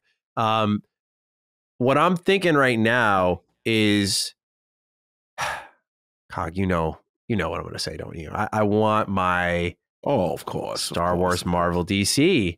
Oh, I want one of how these. could I forget that? I want one of these, man. I want you guys to get involved in that. And that was like, of course, you could throw things out there like New Vegas too. Like, yeah, that'd be great to see. But I really want to lay eyes on like Xbox debuting a Star Wars game that's for their platform. Clearly, they're good with console launch exclusives. We saw a shit ton of those. So, it's obviously they're not hesitant to do that. Day one Game Pass. Like, I want to see them get in on a big brand. It's understandable when the Spider-Man thing came around, right? And they skipped out on it. They were not equipped to do so. They are equipped to do so now. And when Activision enters the building, they're going to be even more equipped to do so. When Activision comes in, my expectations are going to go up a notch because now you got teams that are going to be liberated from the Call of Duty work mill, and they're going to be able to work on whatever they want. And I'm hoping one of those is a big IP that brings eyes to a new studio, because that's what it's about, right? Like these IP, it's sometimes about the studio lifting the IP. It's sometimes the other way. It's like people care about the IP and they go to the studio. I think Aspire will be an example of that. Like no one really, if I'm honest, cared about Aspire, but now they're working on KOTOR remakes. They're super relevant to what PlayStation's doing. Like, it's just a dramatic difference in how impactful they are in today's conversation. So I think Xbox needs to get in on that. I've said it a million times. I still feel it. Star Wars, DC, Marvel. I'll take any. Get involved. Preach.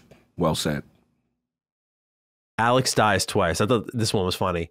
Hello, Dukes. Any speculation on who the snitch was? He leaked the big bombs from the showcase down to release dates and things like us getting three Persona games. Best, Alex.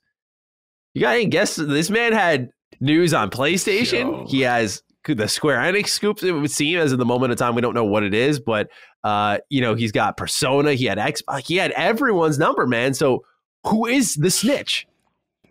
I don't know. I'm going with Randall Snitch. Imagine that. He's got an alt.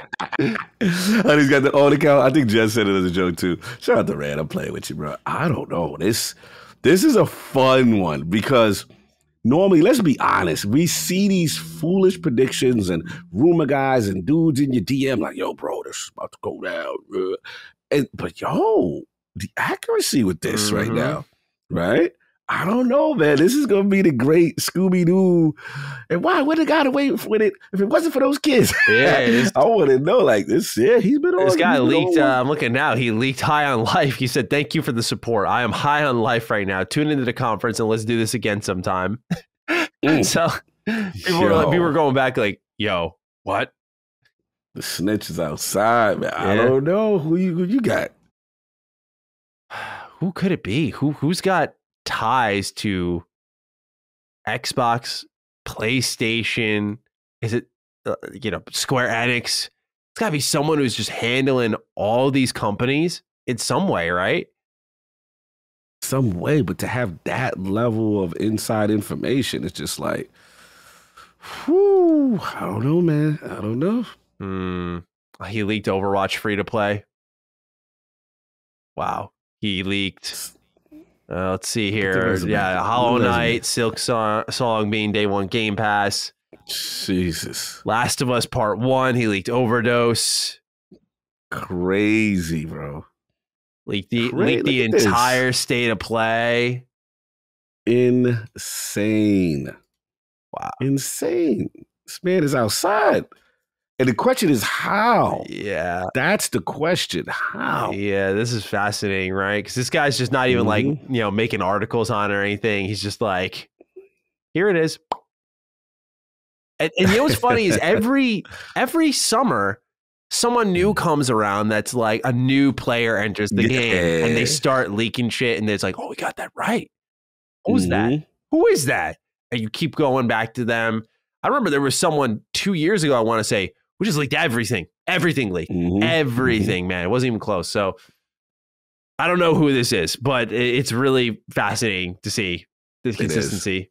So crazy. It's kind of removing some of the wonder. Like tomorrow, if we see Crisis Core, it's like, that would have been cool to just kind of learn about. Persona got spoiled for me. That was the one I was kind of upset about because it was still like I was holding my...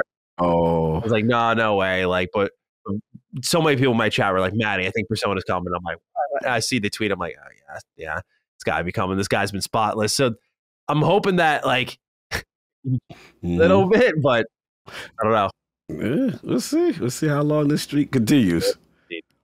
All right, we got Cole Helgerson with another question here. Hey, Starf fans, would you guys feel different about Xbox's 2022 games lineup if the war in Ukraine hadn't happened? Both Stalker 2 and Replaced are Ukrainian-developed games that were delayed into 2023 because of the war. I personally think this would have smoothed out the 2022 Xbox release calendar because of how good these games look and helped ease the Starfield Redfall absence. Hope you have a Persona 3, 4, and 5 just got announced for Game Pass kind of day. I can't believe that's real, man. Like, just no, just to see it. Right? It still doesn't like, it's not like, going to complain about now. I know. It's like we could play so long now we get what we want. It's so crazy. You know, we were going to get a Replace trailer at Summer Games Fest, and then Jeff came out and said, like, you know, we're wishing you well. We're thinking of you. Unfortunately, they couldn't get the trailer done in time. They've moved their release to 2023. Do you think Xbox would be in a less dire situation if, you know, I don't want to speculate too wrong because I don't know if it's wrong of us to do, but, you know, Stalker 2 drops in April. Replace comes out at the end of this year. Do you think 2022 looks a little better? Yeah. I mean, I always felt like Stalker was a huge blow, you know, and we never, both of us never really blamed Xbox. We're just like, damn, you know, what an unfortunate situation because this was one of those things where they were trying to be preemptive and have something in place and it just didn't work out. So yeah, like, and Replace, you know how we feel about that. So Replace looks excellent. Bro. Yeah. Oh yeah. Yeah. I think Stalker 2 is the bigger blow, but I think honestly, if Stalker 2 came out, this whole thing with Starfield and Redfall could have hurt more because then you think about the delay would have happened and then a month later, Stalker 2's out and it's on other platforms. So good point. It would have felt like everything's just, we lost everything now. At least now you can add this to your exclusive portfolio. And by the time the exclusivity is done for that, you're probably onto something else. So that's a good point. I feel like it's kind of worked out if you want to put it that way. Our last question of the episode, Dale Cotracho. All hail the Dukes. I had to write in with a note about Hollow Knight Silksong and something that was not discussed in your overview of the showcase. As someone that has been following Silksong for years now, the trailer at the showcase on Sunday was somewhat of a letdown. Obviously, the trailer was amazing. When they didn't have a release date, I was shocked. This is an indie game that dropped its first trailer in February 2019. The game had a playable demo at E3 2019. It has been over 3 years since then. Getting another trailer with still no release date was a major disappointment. Still a highly anticipated game, but I just couldn't handle the tease. Have a Silksong gets a vague 12-month release window kind of day. Yeah, we do have that, right? The parameters work there. But Cog, how do you feel about this one? We did talk about it extensively. I said this was a huge gap for Xbox. Like, not enough people are talking about how big of a deal this is. But no release date for a game that was announced in 2019. It probably explains the Game Pass bag a little bit. Like, there's some trouble on the home front. But how are you feeling about what we didn't learn about Silksong? Yeah, it's weird because I covered this game. Oh, no. I was there at E3 2019. I literally covered this game when it debuted, and I forgot. And again, I don't want to speculate because you're like, oh, it's indie. It should be done. I don't know. That is very strange. I don't know what happened with development that they don't seem to know when it's going to go. So I don't know what to say with this one. Very strange. It's funny. It's not until I remember saying, I'm like, you know what's funny? I thought the game already came out, and this is another one. That's how I forgot about it. I'm like, oh, this is a new one, and that one already came out. People are like, no, that's the same one you covered in E3. I'm like, wow, that's crazy. Yeah, it's been a while, and I honestly didn't even notice the lack of a release date. I feel bad because we covered it in our show, but yeah, we didn't go into that, and it's definitely something that, like, at least you got a window now, I guess, right? But I think what my speculation would be is they have to be self-aware, like, yeah, it's been a hell of a wait, hasn't it? And there's a lot of anticipation. Let's let them know it exists, it looks good, it's coming in the next 12 months, and when they're close to a date, then give that. Maybe, you know, I could see this being, like, do you think this is always tied to Xbox marketing, or do you think, like, a direct closer to, like, the fall holiday window, they're just like, here's the release date now? Because I feel like this has Nintendo Direct release date energy. Energy could be. Maybe the marketing thing, and maybe they did get allowed to show it on their stage, but maybe it's Nintendo that has it because it does. I've always felt this game was associated, to be honest, with Nintendo. That's where I covered it. Yeah, you know what I'm saying. I covered it was during my Nintendo coverage. So we'll see. Yeah, but we'll see. Coming day one to Game Pass whenever it releases. Yeah, that's all we got for this show, though. Cog, it was a blast. What's our hashtag? Yeah. What's our hashtag, man? We got to. Woo! Starfield was definitely a spicy one. Fallout 5 was a spicy Fallout one. 5 was yeah. Have we ever done Fallout DD? Yeah, Fallout DD sounds really familiar. I thought we have Fallout DD. Wash your hands, DD is not allowed. That is not allowed. That is not allowed. That is not allowed. I definitely felt the Fallout and the Starfield discussions was tough. I like those joints. You know what I'm saying? I'm gonna go, and I'm assuming because you just did the Starfield again. I mean, no, but Fallout. I'm leading the Fallout, but how we gonna flip it though? Like Todd is basically Todd fault. Yeah, but I don't want to say. Yeah, you know what I'm saying? But I don't want to say Todd fault DD, but it's basically Todd's conversation that sparked all this. Like, when we gonna get this thing? You know? Todd out, DD. I like that. Todd out. I like Todd out. Yeah. Todd out.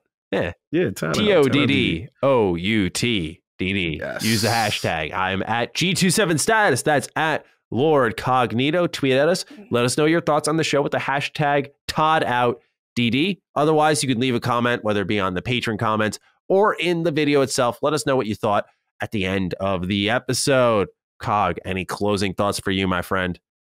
Good to be back. Great episode of The Dukes.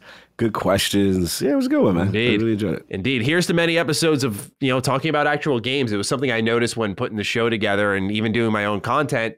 I was like, oh, I'm not just talking about like random rumors and leaks that have occurred through just, it's like, oh, we have a game and here's details on it. Like, okay, yes. Redfall details. Nice. Like, this is great. Go. So hopefully this is a sign of what's to come for our lovely little show here. And with that, thank you so much for supporting us. And we will see all of you in our next episode of Defining Duke, episode 77 next week. Take okay care of yourselves, and we'll see you then. Peace out. Defining Duke, an Xbox podcast, is a product and trademark of Last Stand Media and Colin's Last Stand LLC, and is recorded from the United States of America. The show is conceived by Matthew Mr. Matty Plays Schroeder and me, Colin Moriarty, and is written and produced by Matthew Schroeder. Matty's co-host is Barry Lord Cognito Eversley. Defining Duke's executive producer is Dustin Furman, and the show is edited by associate producer Ben Smith. All of Last Stand's theme music is by Ramon Narvaez. As you know, all of Last Stand Media's shows, including Defining Duke, are fan-funded on Patreon at patreon.com/laststandmedia. The following names are at the producer support level on Patreon, and we're thankful for your kindness and generosity.